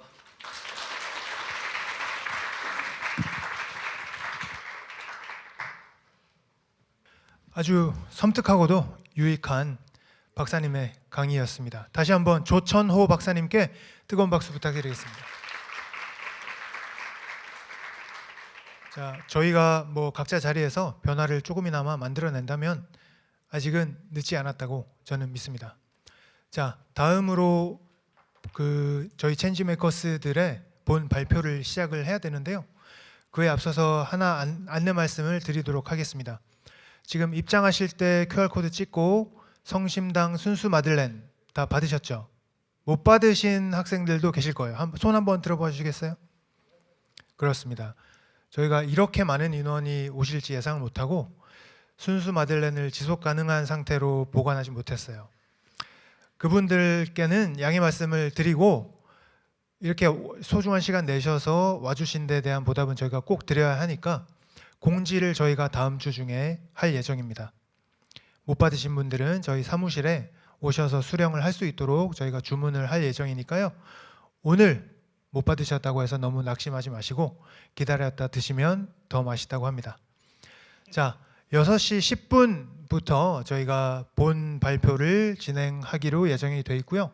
그에 맞춰서 아까 내 외빈 소개 때 소개를 드리지 못했던 심사위원 두 분들도 그 시각에 맞춰서 오시기로 예정이 돼 있거든요. 지금 뭐 장시간 앉아서 생체 탄소 포집을 하시느라 꾸벅꾸벅 하시는 분들도 몇 분 계신 것 같은데요. 화장실 용무 잠깐 보고 오셔도 좋고요. 밖에 잠깐 나가셔서 신선한 공기 마신 다음에 자리에 돌아와 주시면은 저희 본 발표 진행하도록 하겠습니다. 조금 있다가 다시 뵙겠습니다. 감사합니다. 자, 오늘 발표를 진행하는 6개 팀은 직접 지역사회 현안을 발굴하고 지역 공동체와 협력해서 지속가능한 해결책을 찾아서 실행에 옮긴 성과를 공유하고자 모였습니다. 발표를 진행하기 앞서서 아까 행사 시작 때 소개를 올리지 못했던 심사위원 2분 소개를 드리도록 하겠습니다. 자, 오늘 심사를 맡아주신 중앙대학교 김정인 명예교수님, 반갑습니다. 그리고 사단법인 점프 이의헌 총괄님 오셨습니다. 반갑습니다. 자, 심사위원은 총 3분이고 아까 전 행사 시작할 때 한국석유공업 정희성 팀장님은 소개를 올려드렸습니다. 이상 3분이 심사를 맡아주실 예정입니다. 팀별 발표 시간은 5분입니다. 시간 관계상 5분이 초과하게 되면 중간에 제지를 할 수 있다는 점 미리 말씀드립니다. 물리력을 동원한다거나 그러진 않지만 시간을 관리하는 것도 여러분들 발표할 때 실력의 평가 요소가 되기 때문에 유념을 해주시기 바라고요. 5분 발표 뒤에는 심사위원 3분 중 1분이 대표로 심사평을 말씀을 해주실 텐데요. 팀별 발표 순서에 맞춰서 제 기준 오른쪽에 계신 김정인 명예교수님부터 돌아가면서 심사평을 해주시되 어떤 특정 팀의 발표가 내가 코멘트하기에 더 적합하다라고 판단되시는 경우에는 본인이 자원하셔서 심사평을 해주셔도 무방합니다. 자, 첫 번째 팀은 쪼가리 팀입니다. 이 팀은 지난 학기 지속가능원의 학부생 체인지메이커스 팀에 참여했던 팀으로 보문동 폐기 섬유를 활용한 기적의 기저귀 파우치를 주제로 발표를 진행하겠습니다. 발표하실 팀은 단상으로 올라와 주시기 바랍니다. 박수 맞아주세요.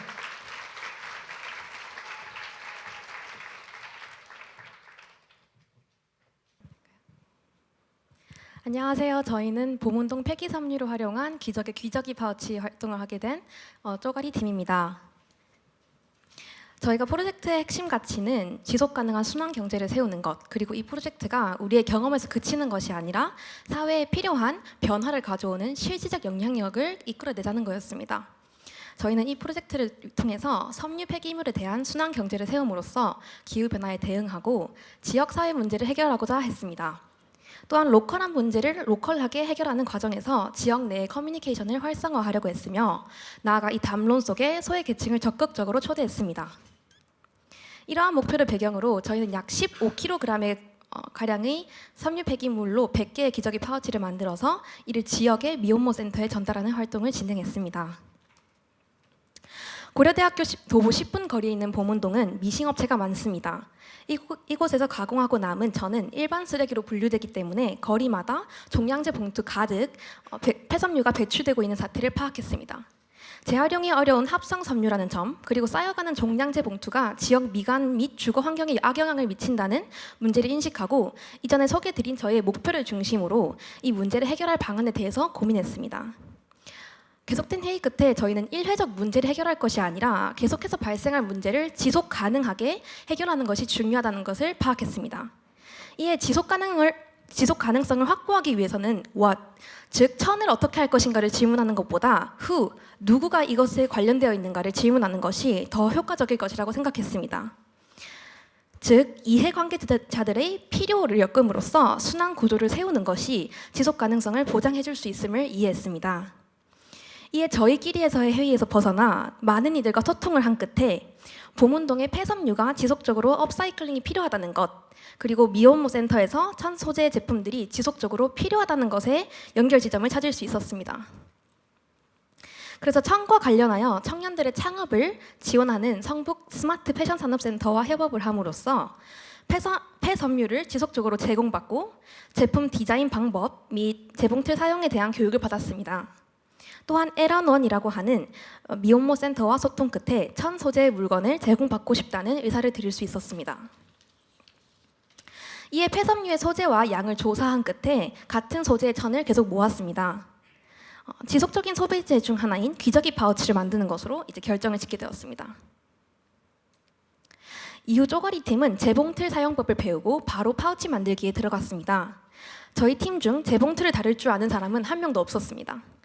그럼에도 모두가 힘을 합쳐 약 10일가량 꾸준하게 만들었으며 기초적인 실력으로도 깔끔하고 튼튼하게 기저귀 파우치를 만들면서 지속 가능성은 기존의 실력과 관계없이 우리가 쉽게 참여할 수 있는 행동으로 시작된다는 것을 느낄 수 있었습니다. 저희의 열정은 100개의 파우치라는 결과물로 나오게 되었고 활동 과정 속에서 에란논과 성북 스마트 패션 산업센터의 협업을 이끌어내면서 성공적인 커넥션을 만들 수 있었습니다.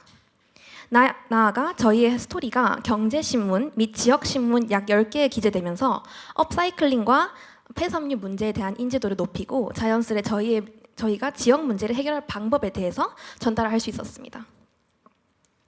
이러한 단기적 성과를 넘어서 장기적으로는 보문동에서 발생하는 폐섬유로 밸류체인을 만들 수 있었습니다.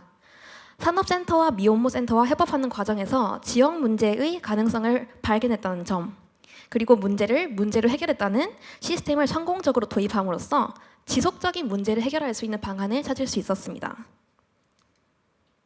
저희는 이 프로젝트의 지속 가능성을 확장하기 위해서 대학생 연합 업사이클링 동아리들과의 협업을 함으로써 제품을 꾸준히 만들 수 있는 이들을 이 사이클에 도입하고 싶습니다. 나아가 센터에서 발생하는 섬유 폐기물만을 다루는 것이 아니라 개인 영업자들도 참여할 수 있는 프로젝트로 확장함으로써 팬데믹 이후 끊어진 천 관련 자영업자들 간의 커넥션을 회복하고자 합니다. 마지막으로 저희가 선순환의 구조를 성공적으로 해낸 것을 홍보함으로써 동대문을 비롯하여 천 폐기 문제의 근본적 순환 구조를 구축하려고 합니다. 저희가 이 프로젝트를 통해서 배운 지속 가능성의 비밀은 무엇을 해결하는 것을 질문하는 것보다 누구의 문제를 해결할 것인가를 먼저 질문하는 것이 우선시 된다는 것입니다. 즉, 직면한 문제에 어떤 이해관계가 얽혀 있으며 이를 해결할 수 있는 키를 가진 이들이 누구인가를 알고 이를 적극적으로 초대하는 것이 중요함을 느꼈습니다. 앞으로도 문제 해결은 탁상 공론이 아니라 현장 속의 이들과의 적극적 소통 속에서 이루어질 것입니다. 더 많은 이들이 사회 문제에 참여하고 소통하는 미래를 꿈꾸며 쪼가리 팀의 발표 여기서 마치겠습니다. 들어주셔서 감사합니다.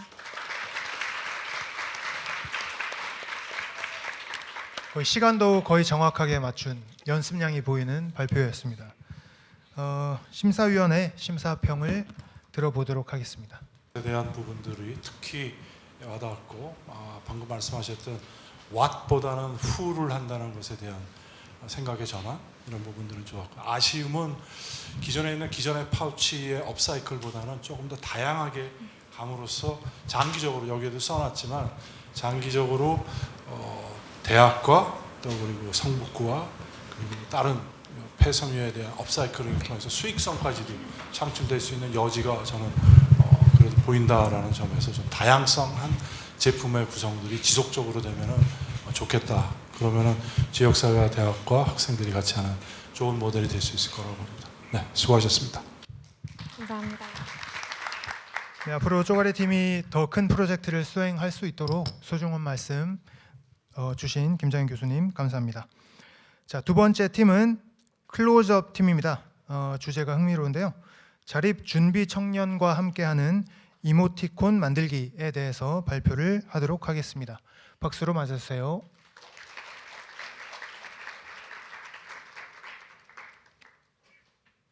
안녕하세요. 저희는 자립준비 청년과 함께하는 이모티콘 만들기라는 프로젝트 이름으로 활동을 진행한 클로즈업이라는 팀입니다. 저희 팀은 이렇게 3명으로 구성되어 있고요. 저희가 이번에 집중한 자립준비 청년에 대해서 혹시 들어보셨나요? 자립준비 청년은 가정위탁 또는 아동복지시설의 보호를 받다가 만 18세가 돼서 보호 종료가 된 청년을 의미해요. 이게 뭘 의미하냐면 만 18세가 되면 본인이 기존에 살던 시설이나 가정에서 나와서 혼자 자립을 해야 한다는 말이죠. 밑에 있는 새 그림은 자립준비 청년에 관해서 진행된 캠페인의 포스터 사진인데요. 막막한 홀로서기, 설레는 자립, 나 홀로 어른, 18 어른 이런 말들이 좀 감을 잡는 데 도움이 될 것 같아서 붙여 넣어봤고요. 저희가 근데 뭐 자립준비 청년을 원래 알고 있던 것도 아니고 갑자기 영감이 막 떠올라서 이런 주제를 선정한 거는 아니고요. 지난해 여름에 지속가능원에서 진행하는 학예 비전 캠프라는 프로그램이 있었어요. 근데 저희 3명이 거기에 참여를 해서 고창에 있는 아동복지시설인 요엘원에 방문을 했거든요. 이제 거기서 시설 내에 있는 중학생들, 초등학생들, 고등학생들을 이제 만나면서 좀 깊은 얘기도 나누고 사실 어제까지도 연락을 했는데 그 친구들의 얘기를 들어보니까 사실 뭐 재밌게도 살지만 자립 이후의 삶에 대해서 좀 고민을 하더라고요. 막막하고 걱정하고 심지어는 속상함까지 보이는 친구들도 있었는데 이제 거기서 착안을 해서 우리가 좀 도와줄 수 있는 방법은 없을까라고 생각을 하다가 여기까지 오게 됐고요. 사실 근데 친한 이제 친구들이랑 얘기하는 거는 좀 주관성에 개입될 수도 있잖아요. 그래서 진짜 이게 문제인가라고 생각을 해서 자료를 좀 찾아봤는데 거기서도 비슷한 얘기를 하더라고요. 자립준비 청년은 그들과의 일상을 나눌 누군가를 필요로 하고 그리고 심지어 다른 외부에 있는 사람들은 자립준비 청년을 굉장히 부정적인 이미지로 연상하는 경우가 되게 많았어요. 그런 문제를 좀 해결하고 싶었고요. 그래서 이렇게 문제 정의는 잘 했죠. 근데 최종 목표가 되게 어려웠어요. 생각을 해내기가. 그래서 저희는 최종 목표나 개선 방안을 저희가 임의로 설정하기보다는 무엇이 필요한지 좀 알아보고자 했고요. 직접. 그래서 그 생각을 떠올린 이후로 바로 인터뷰에 돌입했습니다.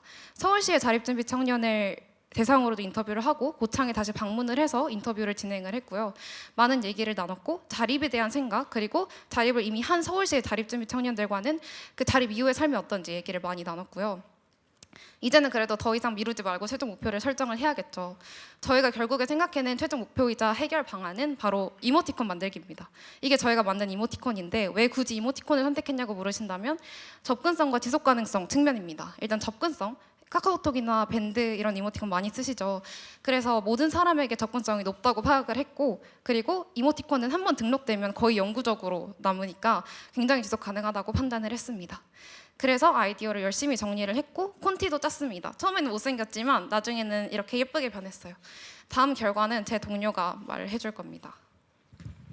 네, 저희가 2달 동안 열심히 노력한 그 결과를 지금 보여드리겠습니다.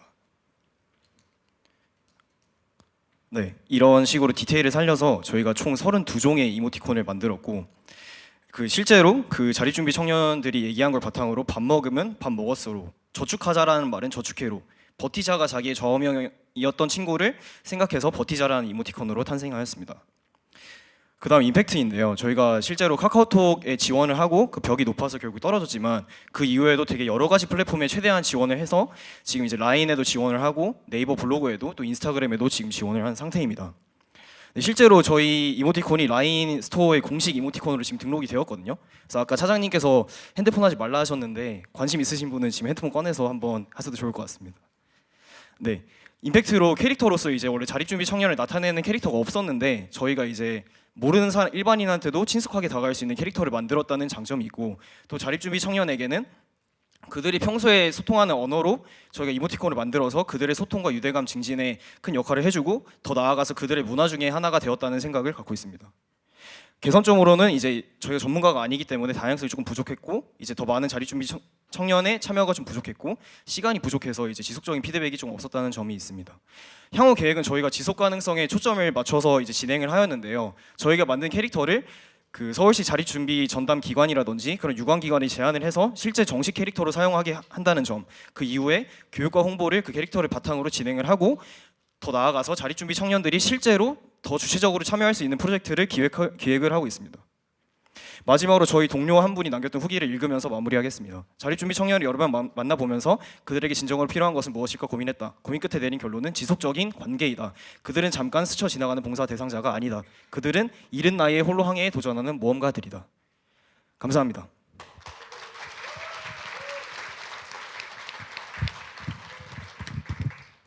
자, 심사위원 심사평 이어지겠습니다. 저희가 기본적으로 시설 보호 청소년들 자립준비 전 단계에 있는 친구들에 대한 사업을 하고 있어서 저희는 아주 흥미롭게 보았고요. 맨 처음에 자료를 보았을 때는 요즘 유행하니까 하시는 게 아닐까라고 생각을 했는데 여러분이 발표하시는 거를 들으니까 대학생으로서 봉사활동으로 시작해서 관계를 맺고 아이들의 이야기를 들으면서 그 친구들의 필요에 기반해서 같이 고민하면서 사업을 준비하시는 것 같아서 되게 인상 깊게 보았고요. 그리고 실제로 이모티콘을 만들어서 만든 것도 대단한데 카카오에 내서 안 되면 포기할 수도 있는데 여러 군데 지원하셔서 라인 스토어에 올라가신 것도 정말 대단하신 것 같습니다.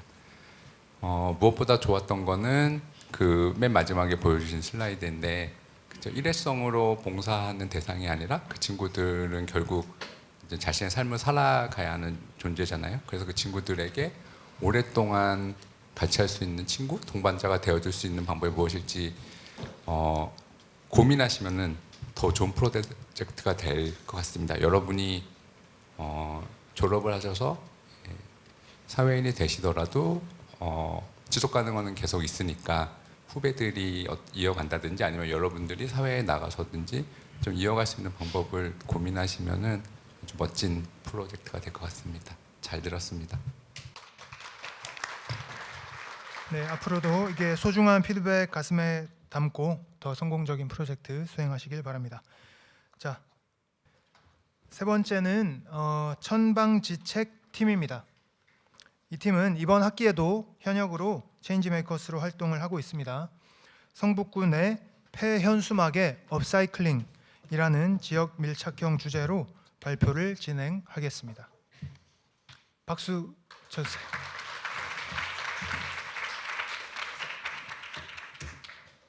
안녕하세요. 천방지책팀 발표를 맡은 권밀루입니다. 저희 팀은 지난 학기에 이어 올해도 체인지메이커스 활동을 이어나가고 있으며 오늘 발표 내용은 작년의 성과뿐만 아니라 현재 진행 상황까지 포함되어 있음을 알려드립니다. 본격적인 발표에 앞서 뜻깊은 프로젝트를 진행할 수 있도록 지원해주신 진속가능원과 신재혁 교수님, 그리고 지난 학기에 이어 올해까지 저희의 멘토를 맡아주시는 이서환 멘토님께 감사 인사를 드립니다. 저희 천방지책팀은 성북구의 폐연수막 문제를 해결하고 지속가능한 환경을 만들기 위해 이번 프로젝트를 기획하였습니다. 저희 팀이 문제를 인식하게 된 계기는 고연전 시기 안암을 가득 채운 현수막들이었습니다. 길을 가다가 흔히 볼 수 있는 현수막은 대부분 짧은 게시 기간이 끝나면 소각되거나 매립되며 이는 환경오염의 주요 원인이 됩니다. 이런 문제를 해결하기 위해 저희는 폐연수막을 우산으로 업사이클링하여 공유우산 체계를 구축하는 프로그램을 기획하였습니다. 이를 통해 환경오염 문제를 완화하고 업사이클링 제품에 대한 인식을 개선하며 지속가능한 소비 문화를 확산하는 것으로 목표를 삼았습니다. 프로젝트를 실행하기 위해 조사를 하며 저희가 정의 내린 문제는 다음과 같습니다. 첫째, 현재 많은 현수막들은 환경오염에 대한 인식 없이 무분별하게 제작되고 처리되고 있습니다. 둘째, 이러한 현수막 문제를 해결하기 위해서는 제작 과정과 폐기 과정, 두 과정 모두의 변화가 필요합니다. 셋째, 이러한 변화에는 기업뿐만 아니라 시민들의 인식 제고와 지자체의 적극적인 협조가 반드시 필요합니다. 따라서 저희는 다음과 같이 프로젝트를 구체화하였습니다. 우선 대상은 저희의 학생으로서의 한계가 있기 때문에 성북구 그리고 그 중에서도 우선 고려대학교로 축소하여 진행하였습니다. 주요 내용으로는 교내에서 발생하는 폐현수막을 수거하고 업체를 통해 우산으로 업사이클링한 후 해당 우산을 활용하여 공유우산 체계를 구축하고자 하였습니다. 교내에서 발생한 폐연수막을 활용한다는 점에서 2018년 LG그램과 산돌구름 그리고 고려대학교 총학생회의 협업으로 진행되었던 공유우산 캠페인을 포함한 다른 공유우산 사업들과 차별점을 갖습니다. 저희의 프로젝트는 약 12주 동안 진행되었는데요. 먼저 문제 인식 및 실태 파악 부분을 먼저 보겠습니다. 폐연수막 업사이클링 현실을 이해하기 위해 저희는 먼저 관련 업체와 기관을 조사했는데요. 낙동 ENC를 방문하여서 낙동이엔 씨를 직접 방문해 인터뷰를 진행하며 재활용의 기술적, 정책적 한계를 확인했고 서울도서관 등 기존의 재활용 사례를 참고해 저희 프로그램에 적용할 방안을 모색했습니다. 추가로 지속가능원에서 매칭해주신 이세원 대리님과 멘토링을 진행하며 폐연수막 재활용의 어려움은 현재 주로 정책적 문제에 기반하였으며 부가적으로 이제 기술 부족, 높은 가격, 폐연수막 분류 체계의 미비 등으로 발생함을 알게 되었습니다. 이를 해결하기 위해 선행되어야 하는 것은 시민들의 의식 제고라는 조언을 참고하여 이후 프로젝트를 구성하게 되었습니다. 또한 지자체란 이해관계자로서 성북구 양수님 의원님과 인터뷰를 진행하였는데요.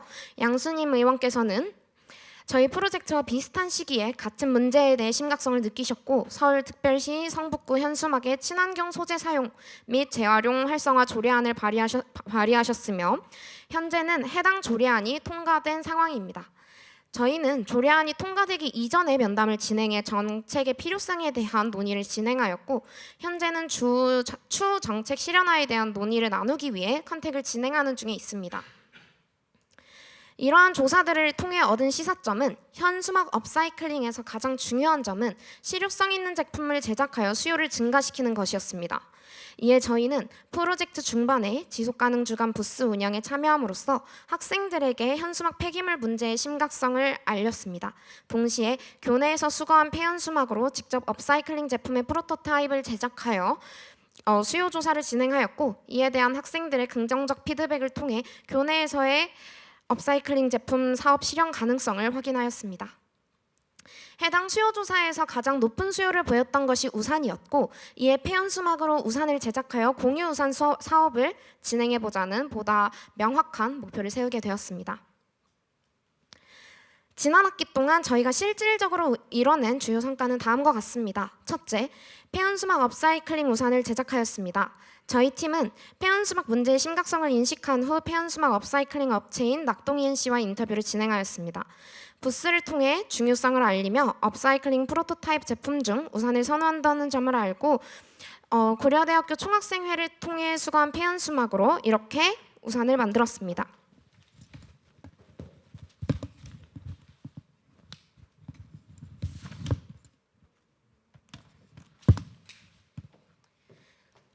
시범 사업은 지속가능원과 협업하여 지속가능원 사무실에서 대여와 수거를 진행하는 방식으로 진행될 예정이고 현재는 15개의 우산이 제작되어 있습니다.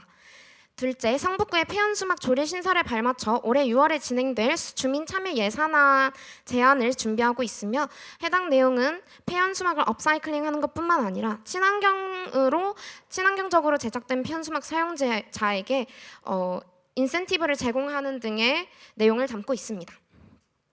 프로그램 임팩트는 앞에서 설명드렸던 내용과 거의 비슷하여 간단히 설명드리도록 하겠습니다. 자, 초과 1분 시간이 지났기 때문에 네. 일단 중단하도록 하겠습니다. 네, 저희 그러면 마지막으로 인사만 드리고 마치겠습니다. 다시 한번 개교 120주년이라는 뜻깊은 시기에 포럼에 참석하여 발표할 수 있게 되어 영광이며 올해 활동도 잘 마무리되어 더 보람 있는 성과로 내년에 다시 한번 이 자리에 설 수 있기를 기원하며 발표를 마치겠습니다. 지금까지 찬방지책팀의 권밀리였습니다. 감사합니다. 네, 시간이 조금 초과되긴 했지만 실물까지 가져온 아주 열정적인 발표였습니다. 자, 심사평 들어보도록 하겠습니다. 네, 잘 들었습니다. 공유 우산이라는 아이디어도 친숙하면서도 폐현수막과의 그 연결은 이렇게 더욱 신선했습니다. 버려지는 현수막을 공유 경제와 정책 기반 순환 시스템으로 전환해낸 체인지 메이커스 정신은 그대로 보여주는 팀인 것 같습니다. 그리고 환경, 행정, 문화가 융합된 프로젝트로서 지역 정책 확장과 공공혁명 모델로 성장할 가능성도 커 보이고요. 더구나 폐유기용제 리사이클 사업과 폐아스팔트 재활용 등 순환경제 섹터 구축을 통해 자원순환 사회 실현을 위해 노력하고 있는 저희 한국소규공업 가치화도 지향점 다해서 본 발표에 더욱더 집중할 수 있었던 것 같고요. 그리고 이번 학기에도 참여한 걸로 알고 있는데 해수율, 유지 비용 등 장기적인 운영 구조 설계가 더해진다면 좋을 것 같습니다. 그리고 내일 비가 예보되어 있는데 혹시 저 우산 제가 빌려가도 되나요? 네, 됩니다. 잘 들었습니다. 감사합니다. 자, 네 번째 팀의 발표가 이어지겠습니다. 네 번째 팀 이름은 엔제스트 맞나요? 엔제스트는 이번 참가팀 가운데 유일한 대학원생 체인지메이커스 팀입니다. 엔제스트의 의미는 저한테 이렇게 부담 주는 팀 이름인 것 같은데요. Net Zero, Zero Liquid Discharge, Smart Monitoring, Technology Policy Convergence 해서 엔제스트. 괜찮았나요? 감사합니다. 자, 차세대 저탄소 담수화 기술을 통한 글로벌 물안보 문제 해결 주제로 발표하겠습니다. 안녕하십니까. 저탄소 담수화 기술을 통한 글로벌 물안보 문제 해결을 통해 사회를 바꿀 NGST 팀의 이현철입니다. 저희 NGST는 넷제로 서치 팀으로 팀원들이 각각 넷제로, 제로 리퀴드 디스차지, 스마트 모니터링, 테크놀로지 폴리시 컨버전스를 맡아 기술 개발과 정책 제안 브리프를 작성했습니다.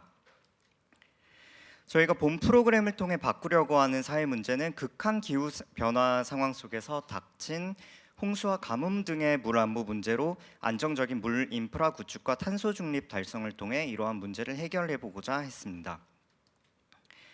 저희가 수행한 프로그램은 다음과 같습니다. 저희가 달성한 결과물부터 말씀드리면 지속 가능한 수자원 확보를 위한 기술 개발과 이를 통한 정책 제안 브리프입니다.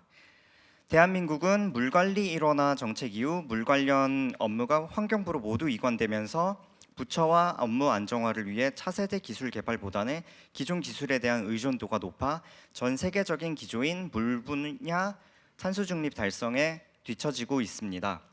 그래서 저희가 개발한 지속 가능한 물 관리 기술과 순환 자원 경제 기술을 통해 정책을 제안해 해당 문제를 해결해 보고자 했습니다.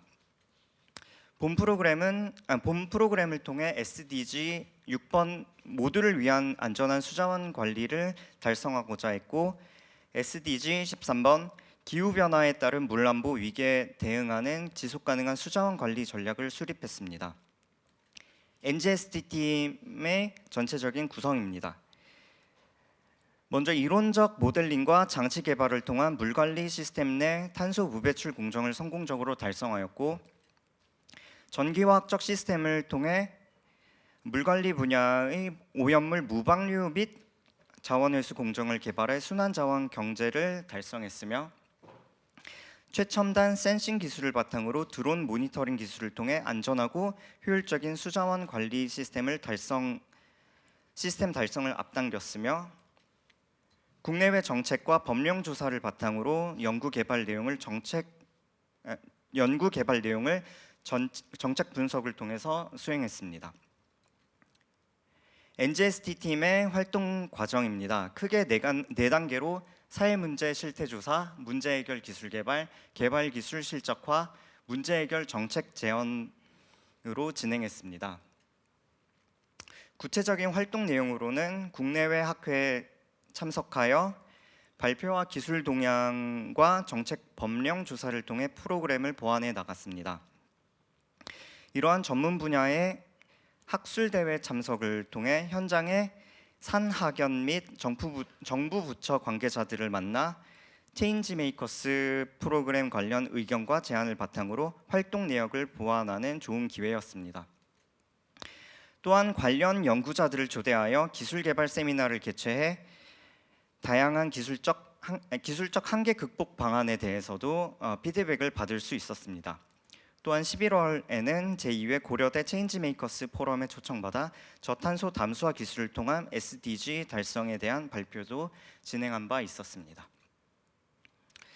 다음은 활동 결과물입니다. 본 프로그램에서 연구 개발한 기술과 관련해 총 4건의 SCI 논문을 게재했으며 국내외 특허 출원 및 등록을 총 5건 완료했습니다. 이러한 기술과 정책에 관련된 활동을 바탕으로 국내외 정책 및 법령과 관련된 SDG 달성 방안에 대한 자체 보고서를 작성했으며, 해당 보고서를 바탕으로 지속 가능한 물 관리 방안에 대한 정책 제안 브리프도 발간했습니다.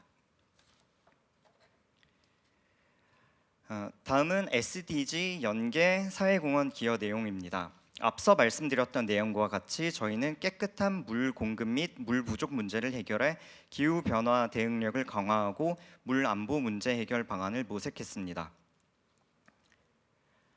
2024년도 2학기 체인지 메이커스 활동 종료 후 현재 활동 영역을 확장시켜 국내 학회 및 공청회 참석을 통해 실제 정부 부처 관계자들을 만나 정책 제안 브리프를 전달하며 관련 내용을 설명한 바 있으며 추후 실제 정책과 법령이 변화되어 가는 과정을 팔로우업할 예정입니다. 이상으로 저희 발표를 마치겠습니다. 감사합니다. 네, 발표 잘 들었습니다. 제가 뭔가를 덧붙이기에는 너무 전문적이어서 바로 심사평 듣도록 하겠습니다. 발표 잘 들었습니다. 아마 먼저 했던 발표와 앞으로 할 발표하고의 결이 상당히 다른 것 같아요. 그리고 이거는 대학원생들이 한 기술적인 것들이나 학교 발표에 대한 부분들을 나와서 요약 정리한 부분들이 있고 또 특히 뭐 요즘에 많이 나오는 해수 담수화나 뭐 멤브레인 시스템 같은 것들을 이용해서 한 것들인데 시간이 없어서 하는 아쉬움이 있지만 제 개인적으로는 저탄소 담수화 기술이라고 하는데 저탄소가 어떤 거를 얘기한 건지 이거에 대한 구체적인 것들이 좀 나와 있지 않고 정책적인 브리핑에 대한 부분만 나왔고 학회 나왔다 이런 부분이 있어서 좀 더 구체적이고 체계적이고 그 다음에 여기서는 SDG하고 연결해서 나왔지만 그것이 지역사회에 대한 거라든지 또 이런 거에 연계라든지 이런 부분들이 있었으면 좋겠는데 아마 이거 개도국에는 굉장히 중요한 물 문제인데 그런 부분들이 더 있었으면 좋겠다라고 하는 생각이 좀 들었습니다. 네, 수고하셨습니다. 네, 감사합니다. 네, 발표 잘 들었습니다. 네. 자, 다음 팀 5번째 팀 발표하겠습니다. 리필로드 팀이고요. 현재 중앙광장에 다회용기 컵 순환 시스템이 운영이 되고 있습니다. 우리 학생들이 기획하고 시행하고 있는 프로젝트입니다. 대학 캠퍼스 내 카페 간 다회용 컵 순환 시스템 정착 방안 모색 및 실현에 대해서 들어보도록 하겠습니다.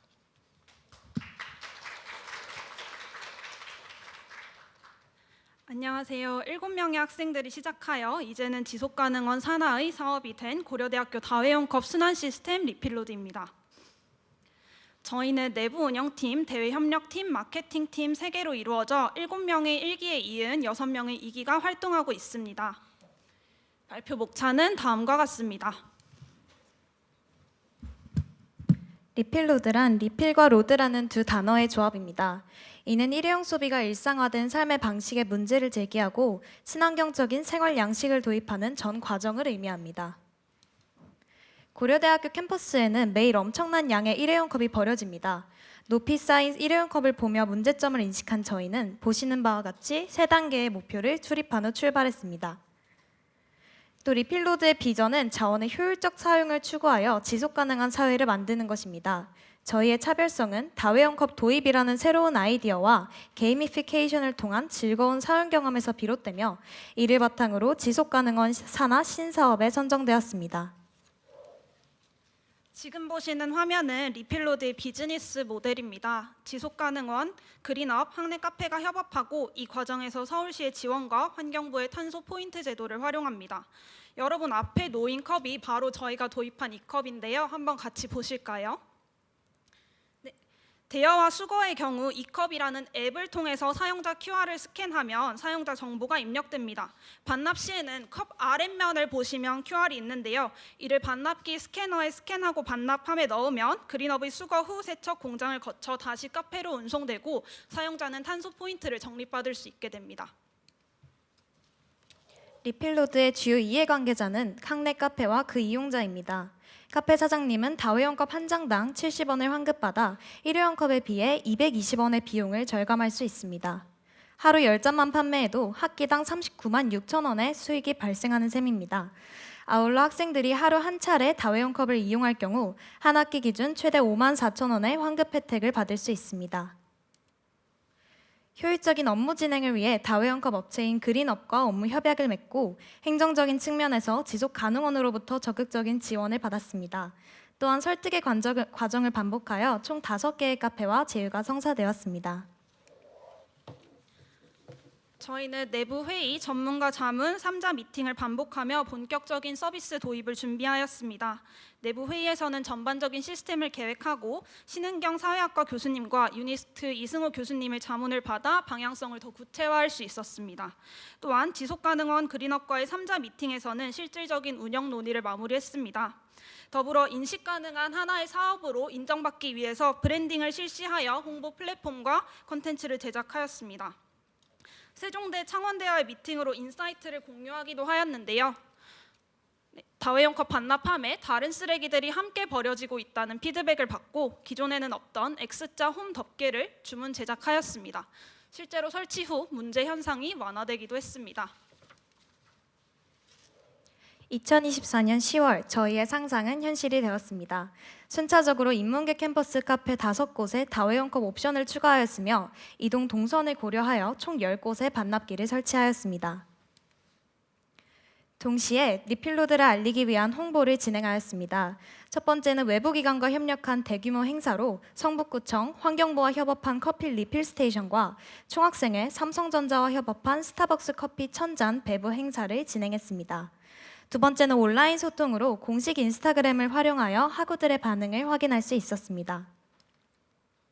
세 번째는 카페 오픈일에 맞춘 스피토 이벤트입니다. 또 마지막으로는 서비스 체험담과 홍보대사로 구성된 서포터즈 1기를 모집하여 학생들의 능동적인 참여를 유도했습니다.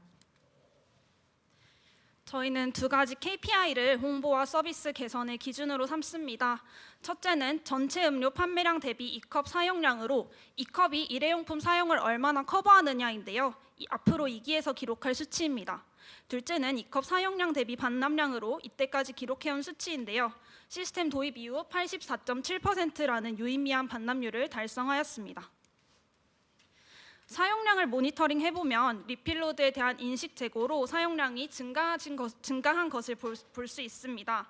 다만 카페 런칭과 다양한 이벤트가 진행된 11월에 비해 12월에 사용량이 저조한 것으로 보아 기존의 마케팅 방법이 지속 가능한 방법은 아니었다는 점을 깨달았습니다. 이를 반영하여 새로운 서비스에서는 지속적인 사용 경험을 유도하는 마케팅 전략을 구사하고자 합니다. 그렇다면 저희 리필로드의 현황과 미래는 어떨까요? 2025년 현 시점 그린업의 서비스가 종료되고 신규 업체와 업무 협약을 진행 중입니다. 단기 프로젝트에서 끝나지 않고 변화하는 환경에 적응하여 자생적으로 유지할 수 있는 서비스를 구축하고자 합니다. 또한 자연계 캠퍼스, 안암역 하삼동 커피, 학교 내부 행사까지 서비스를 확장하고 하반기 고연정과 가을 축제를 일회용품 없는 축제로 전환할 예정입니다. 이런 방식으로 사용 경험을 다각화함으로써 일상적으로 다회용컵을 사용하게 만드는, 즉 내부 시스템과 홍보 모두에서 지속 가능성을 확보하는 것이 금년의 최종적인 목표입니다. 이처럼 리필로드는 체인지 메이커로서 지속 가능한 고려대학교를 위해 노력하고 있습니다. 일회용 컵이 싫었던 7명의 학생들에게서 시작되어 모든 학우들과 함께 나아가기까지 앞으로의 발걸음도 기대해 주시기 바랍니다. 이상으로 고려대학교 다회용 컵 순환 시스템의 발표를 맡은 2기 대표 유진솔, 부대표 장서윤이었습니다. 고려대학교를 더 푸르게 만드는 길이 있다면 리필로드는 주저하지 않고 앞장서겠습니다. 감사합니다. 자, 1분 초과 시간까지 알차게 다 소진하시고 발표를 마무리하셨습니다. 자, 심사평 부탁드리겠습니다. 네, 잘 들었습니다. 리필로드는 제가 지난 학기부터 관심 있게 보고 응원하는 팀인데요. 캠퍼스 일상에서 그 환경 실천을 유도하는 리빙캡 사례로서 문제 정의부터 행동 변화 유도까지 설계한 모범적 프로젝트라고 생각합니다. 무엇보다 제가 재무팀에서 근무하다 보니까 사용량, 수거량 등 KPI 분석을 숫자로 이야기해 준 것이 제 머릿속에 잘 전달되었던 것 같고요. 다음 두 가지 궁금한 점으로 제 심사평을 마무리하겠습니다. 그 첫 번째는 10월 수거율이 90%였던 것이 전체 기간 수거율이 67%로 최초 시작원의 10월 대비해서 좀 많이 미치지 못하는데 그 원인과 그 개선 방안이 무엇인지 궁금하고요. 두 번째는 서비스 중단을 6월부터 재개하는데 그 이유와 중단 없는 서비스가 가능한지 궁금합니다. 답변을 드리고 마무리도 될까요? 네, 일단 10월, 11월에 비해서 12월에 사용량이나 반납량이 저조한 이유를 저희도 분석을 해봤는데요. 1기는 굉장히 실험적인 기간이었다고 생각을 합니다. 그래서 10월, 11월에는 학생들이 처음 리필로드 또는 다회용 컵을 접하고 또 여기에 사용하는 경험을 일회성으로 해볼 수 있는 이벤트들을 많이 준비하다 보니까 12월 시험 기간에 접어들고 리필로드도 1기 작업을 마무리하면서 사용량 수치가 적게 기록되지 않았나 싶은데요. 그래서 2기에서는 계속 사용을 할 수 있도록 다각화를 시킴으로써 학생들이 여러 곳에서 다회용 컵을 경험할 수밖에 없게 만들고 그래서 사용이 지속적으로 유지되는 그런 시스템을 구축하려고 하고 있습니다. 그리고 6월에 서비스가 재개되기 이전에 지금 서비스가 중단된 이유는 기존에 업무 협약을 맺어서 서울시에서 지원을 받던 그린업이라는 업체가 이번 서울시와의 협업을 진행하지 않게 되면서 저희와도 업무 기간이 종료되었는데요. 지금 다회용 컵을 생산하고 제공하는 새로운 업체와 업무 협약을 진행 중이라서 6월에 협약이 진행된다면 저희는 장기적으로는 축제 또한 다회용기를 사용하는 일회용품 없는 축제로 만들고 또 학내 카페도 확장하고 다회용 컵을 사용하는 경험을 아까도 말씀드렸듯이 다각화한다면 여러 학생들이 다양한 곳에서 성북구 내에서 고려대학교 내에서 다회용 컵을 사용하는 경험을 만들 수 있지 않을까 싶습니다. 네, 잘 들었습니다. 수고하셨습니다. 자, 최소한 여기 앉아 계신 여러분들께서는 다회용 컵 사용하고 계시죠? 앞으로는 사용하실 거죠? 괜히 또 분위기가 어색해질 뻔했네요. 좋습니다. 예. 자, 마지막 팀 소셜리 팀의 6번째 발표가 이어지겠습니다. 소셜리는 학부생 체인지메이커로 활동했던 학생이 졸업 후에 그 경험을 살려 창업으로까지 나아간 사례입니다. 성북구 관내 봉사자와 기관을 연결하는 소셜 플랫폼 창업이 주제입니다. 박수로 맞으세요.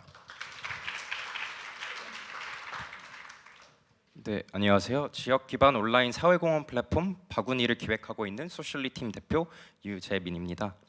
저희 팀은 이제 봉사, 기부, 사회적 캠페인 등 여러 사회공헌 활동을 온라인으로 수요처와 공급처를 지역 기반으로 연결하는 플랫폼을 기획하고 있으며 체인지메이커스 팀으로 2024년부터 시작하고 현재까지 활동하며 처음에는 봉사 동아리로 시작을 해서 올해 1학기 성북구 대학생 봉사 활성화 프로그램을 오프라인으로 진행했습니다. 저희는 하나의 사회 문제를 선택하여 해결하는 것도 너무 좋지만 어떻게 우리 사회에 여러 사람들이 모여서 다양한 문제를 본인들의 재능을 통해 해결할지 고민을 하다가 그것은 봉사활동이라 판단하여 봉사 활성화 프로그램을 진행하고 그에 맞춰서 이제 문제를 파악하고 문제 해결하기 위해 이렇게 스타트업이라는 여정을 시작하게 되었습니다. 오늘 발표하고 소개하는 내용은 저희가 체인지메이커스 동아리로서 사회 문제를 탐색하고 그것을 해결하기 위해 도출한 솔루션 및 결과물입니다.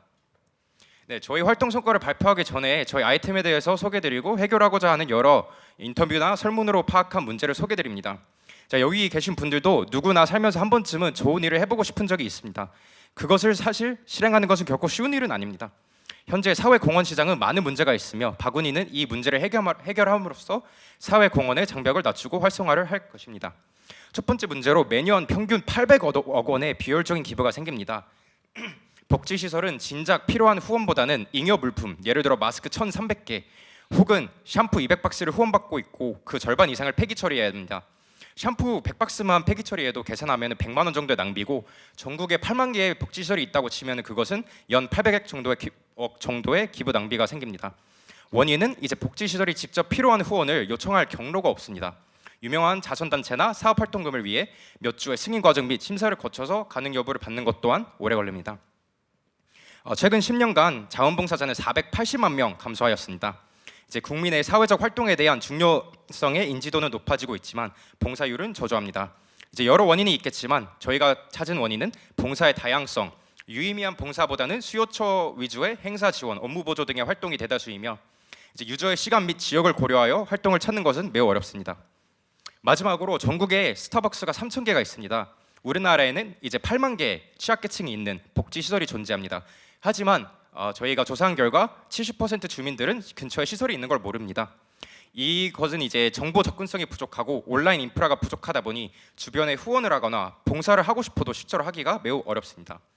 그래서 저희 비전은 사회적 활동을 새로운 패러다임으로 누구나 쉽게 참여하는 사회적 플랫폼입니다. 기부, 봉사 혹은 물품 자원 나눔 아니면 사회적 캠페인 운영을 지원하고 수요처인 복지시설이나 NGO와 공급처인 앱의 개인 유저, 학교, 기관, 단체, 기업을 매칭할 예정입니다. 저희 소셜리 팀은 고려대학교 체인지메이커스 동아리, 봉사 동아리로 시작하여 고대 지속가능원을 포함해 현재 여러 학교와 단체들과 협업하여 오프라인 봉사 프로젝트를 진행하고 동시에 아이템을 직접 개발하고 기획하고 있습니다. 오른쪽에 보시면은 저희가 헬퍼스 동아리로 진행했던 봉사활동 사진입니다. 저희는 성북구 지역에 있는 복지시설 대상으로 여러 봉사 프로그램을 진행하고 복지시설 네트워크를 먼저 확보하고 여러 복지시설의 니즈를 파악하여 아이템을 기획할 수 있었습니다. 그래서 간단하게 솔루션을 소개해드리면은 첫 번째, 근처 수요처에 매개체 없이 직접 선택하고 기부하는 시스템. 두 번째, 잉여 물품을 나눌 수 있는 시스템을 통해서 사회적 기부 낭비를 줄이고 자원 선순환을 활성화합니다. 세 번째, 개인 및 그룹으로 원하는 조건의 봉사활동을 진행하여 저조한 봉사 참여율 증가하고 지역 커뮤니티 활동을 활성화합니다. 마지막으로 복지시설과 유저에게 사회적 커머스를 제공하여 사회적 활동 인센티브를 제공하고 우리 지역 사회적 활동에 대한 SNS 같은 커뮤니티 공간을 통해서 홍보 및 상호작용을 활성화하여 앱에 대한 즐거움을 제공합니다. 저희 팀은 작년 초에 체인지메이커스 팀으로 활동하면서 이 아이디어를 이제 기획했고 법인 등록을 하고 2024년 정부 지원 사업 예비 창업 패키지에 선정돼서 작년 말에 소셜벤처 기업으로 등록이 되었습니다. 현재 소셜리 스타트업은 팀원을 저를 포함한 이제 6명, 사업팀 3명과 개발팀 3명으로 활동하고 있으며 사업 댕거류는 아래에 체인지메이커스 산하 팀으로 활동을 하며 성북구 봉사 활성화 프로젝트를 실행해서 올해 아래와 같은 성과를 거뒀습니다. 첫 번째, 지속 가능원과 협업하여 성북구 소재 20개 이상의 복지시설과 인터뷰하여 현재 협력을 계속 진행하고 있고 성북구 소재의 4개 대학교와 협력하고 있으며 세 번째, 성북구 자원봉사센터와 현재 협업을 논의해서 여름부터 대학생 봉사자 1인 1생활 봉사 프로그램, 성북구 커뮤니티 맵 제작 등 여러 프로젝트를 저희 플랫폼에서 진행할 예정입니다. 또한 현재 오프라인으로 성북구 소재 대학 봉사자 봉사 프로그램을 운영하고 있으며 총 5개 대학에서 180명 이상 33개의 별도 봉사 프로그램을 진행하고 있습니다. 현재 앱은 기본 MVP 형태 구현하여 출시한 상태이고 테스트를 진행해서 추가 개발을 통해서 8월에 바구니 앱 1차 론칭할 예정입니다. 이 과정에서 저희는 여러 사회 문제를 해결할 수 있었습니다. 지역 어르신 디지털 격차 해소 관련 프로그램, 치매 예방 프로그램, 지역 아동 교육 멘토링 및 체육 활동 관련 프로그램 5개 이상, 장애인들의 이동을 위한 무장애 마을 지도 만들기 등 여러 사회적 문제를 직접 학생들이 해결할 수 있도록 프로그램을 운영했습니다. 저희는 궁극적으로 모든 사회적 가치 실현을 연결하는 원스톱 사회적 활동 플랫폼이 되는 것이고 지속해서 여러 개인, 단체, 기업이 사회적 활동을 실현할 수 있도록 취약계층 및 NGO 매칭 시스템을 구축할 예정이고 2025년 성북구 지역에서 사업 실증을 완료하고 2026년 이제 투자를 받고 서울 전체 확장할 예정입니다. 2027년에는 마지막으로 기업이나 기관의 CSR, B2B 기능 탑재하여 국내 원스톱 사회적 활동으로 초과 플랫폼으로 1분까지 다 쓰셨습니다. 네. 자, 발표 마무리 시청해 하도록 주겠습니다. 하겠습니다. 네. 네, 감사합니다. 네. 자, 심사위원 심사평 들어보도록 하겠습니다. 네, 고대 후배님이 소셜벤처를 진짜로 시작하셔서 너무 기쁩니다. 저희 회사가 성수동에 있고 저희가 비영리 소셜벤처로 일하다 보니 지금 말씀하신 것들을 10년 넘게 되게 고민해 왔던 내용이고요. 실제로 아시겠지만 베이크나 바스켓 그리고 곧장 기부 같은 플랫폼들이 약간 비슷한 일들을 하고 있습니다. 하지만 알고 계시겠지만 각자의 한계가 있어서 지금 발표하시는 거를 들으면서 이런 봉사 플랫폼의 당근처럼 커갈 수 있지 않을까라는 그런 기대를 해보게 되었습니다. 이미 소셜벤처 인증 받으셨지만 앞으로 앱도 론칭하시고 시드도 받으셔야 되니까 진짜로 사업을 고민하신다면은 좋은 투자자들을 연결시켜 드릴 테니까 이따가 명함 주시면 좋을 것 같습니다. 너무 좋은데 개인적으로 궁금한 거는 왜 좋은 대학 나와가지고 왜 이런 돈이 안 되는 일을 하시는지 궁금합니다. 일단 저를 소개해드리자면 저는 현재 이제 회사를 따로 다니고 있습니다. 회사를 다니면서 이런 활동도 계속 진행을 하고 있는데요. 사실 저는 경영학과를 졸업하고 항상 사업에 대한 좀 이런 깊은 관심이나 열정이 있었습니다. 근데 사실 사업이란 문제를 해결하는 것입니다. 사실 겉에서 보기에는 이게 돈이 될까라는 피드백을 정말 많은 곳에서 받았지만 사실 문제 해결할 수 있는 솔루션이 있고 그것을 반응하고 사용할 수 있는 이 마켓 풀만 있다면은 저는 돈이 되든 어떻게 되든 저는 사업 성공을 할 수 있다고 보고 있고요. 사실 제가 이거를 기획하게 된 게 장애인 복지 시설에서 1년 넘게 봉사를 했었어요. 그때 실제로 파악한 문제점들을 공론화해서 전국에 8만 개 시설이 있구나. 이런 비슷한 걸 느끼고 있네. 그럼 8만 명이 있고 그럼 이거를 도와줄 수 있는 분들이 있나? 기업이 있고 대학이 있고 개인 봉사자들이 있다. 하면은 이제 매칭을 하고 플랫폼을 통해서 수익은 이제 비밀로 하겠지만 여러 모델을 구축을 해놨습니다. 감사합니다. 네, 발표 잘 들었습니다. 수고하셨고요. 자, 재능이 있고 열정 넘치는 6팀의 학생들 발표를 정말 재밌게 저도 잘 들었습니다. 현재 시각은 7시 2분인데요. 지금부터 약 10분 정도 심사 시간을 가진 뒤에 심사위원 세 분께서 뜻을 모으도록 하겠습니다. 그리고 그 결과에 따라 그 심사 결과가 완료되는 대로 시상을 진행하도록 하겠습니다. 어느 팀이 최우수상을 시상할지 여러분들 끝까지 관심을 갖고 지켜봐 주시기 바랍니다. 자, 심사 시작해 주십시오.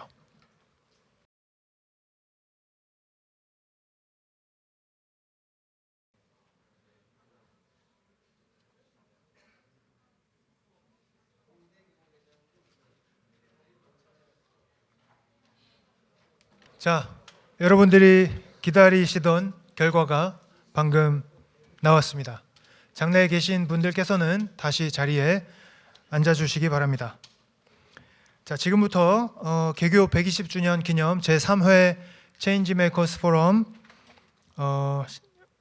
발표팀 순위 발표와 함께 시상을 진행하도록 하겠습니다. 체인지 메이커스는 말 그대로 변화를 만들어내는 사람들입니다. 오늘 수상 결과를 떠나서 발표에 참여해 주신 6팀의 학생들, 젊은이들은 말 그대로 우리가 사는 세상을 더 나은 곳으로 만들기 위해서 변화를 만들어 나가는 주인공들입니다. 그 노력에 다시 한번 격려의 박수를 보내주시기 바랍니다. 자, 기다리시던 결과를 발표하도록 하겠습니다. 장려상, 저희가 아주 따끈따끈한 상장을 제작해서 현장에서 수여할 예정이기 때문에 그 상장 제작에 시간이 조금 걸리고 있습니다. 조금만 기다려 주십시오. 자, 장려상 발표하도록 하겠습니다. 장려상 첫 번째 팀은 아까 말씀드렸던 대로 오늘 모든 팀이 수상을 한다고 했었죠. 먼저 불리면 안 좋은 건가요? 미스 코리아 미 발표하는 뭐 그런 느낌인데, 자, 오늘 장려상 첫 번째 팀은 클로즈업 팀입니다. 상금은 50만 원입니다. 앞으로 나와주시기 바랍니다. 자, 저희 원장님께서 시상을 해주시도록 하겠습니다. 장려상 클로즈업 팀, 위 팀은 고려대학교 지속가능원이 주최한 제3회 고려대 체인지메이커스 포럼에서 장려상으로 입상하였으므로 이에 상장을 수여합니다. 2025년 5월 8일 지속가능원장 신재혁.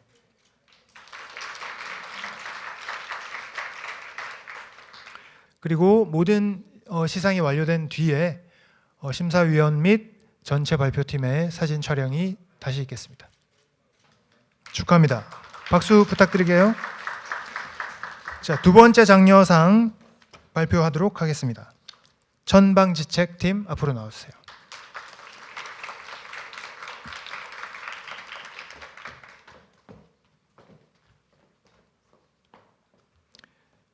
장려상 천방지책팀 내용은 앞팀과 동일합니다. 박수 부탁드립니다.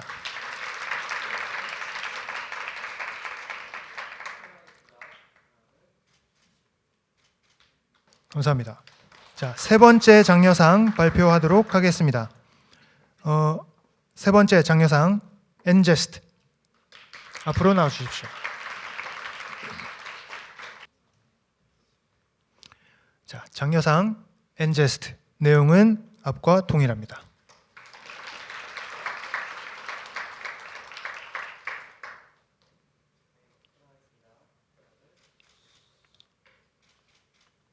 축하드립니다. 자, 그럼 다음으로 우수상을 발표하도록 하겠습니다. 우수상은 두 팀에게 수여되며 상금은 100만 원입니다. 자, 첫 번째 우수상 수상팀은 쪼가리 앞으로 나와 주십시오.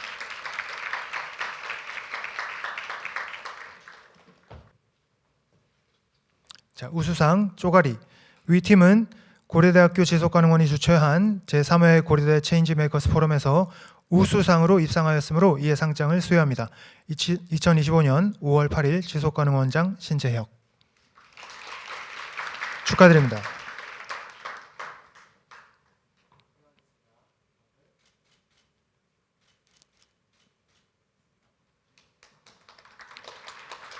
자, 네, 두 번째 우수상 팀을 발표하도록 하겠습니다. 지금 남은 팀이 두 팀밖에 없기 때문에 호명되지 않은 팀이 당연히 최우수상이 되겠죠. 부르지 마라 뭐 이러고 있을 텐데 발표하도록 하겠습니다. 자, 두 번째 우수상 리필로드 축하드립니다.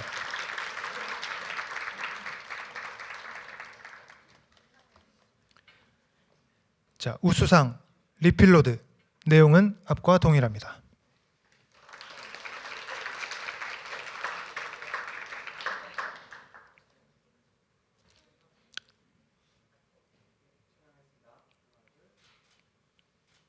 축하드립니다. 네, 제가 두 번째 우수상 팀을 호명할 때 아직까지도 이름이 불리지 않았던 팀의 발표자의 얼굴을 봤는데요. 표정 관리를 아주 잘하더군요. 전혀 웃지 않고 엄숙한 표정을 유지하고 있었습니다. 그 주인공 앞으로 모시겠습니다. 최우수상은 한 팀에게 수여되며 시상금은 150만 원입니다. 소셜리 팀 축하드립니다. 박수로 맞아주세요.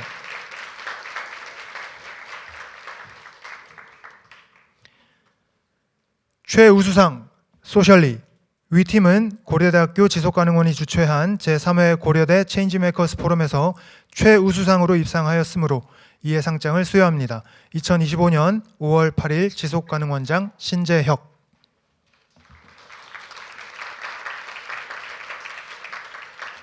자, 축하드립니다. 큰 박수 다시 한번 부탁드리겠습니다.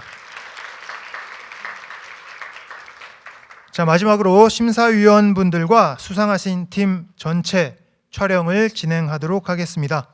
앞으로 나와주시기 바랍니다.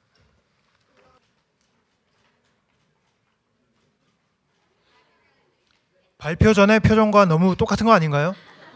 다시 한번 환하게 웃는 모습으로 촬영을 부탁드릴게요.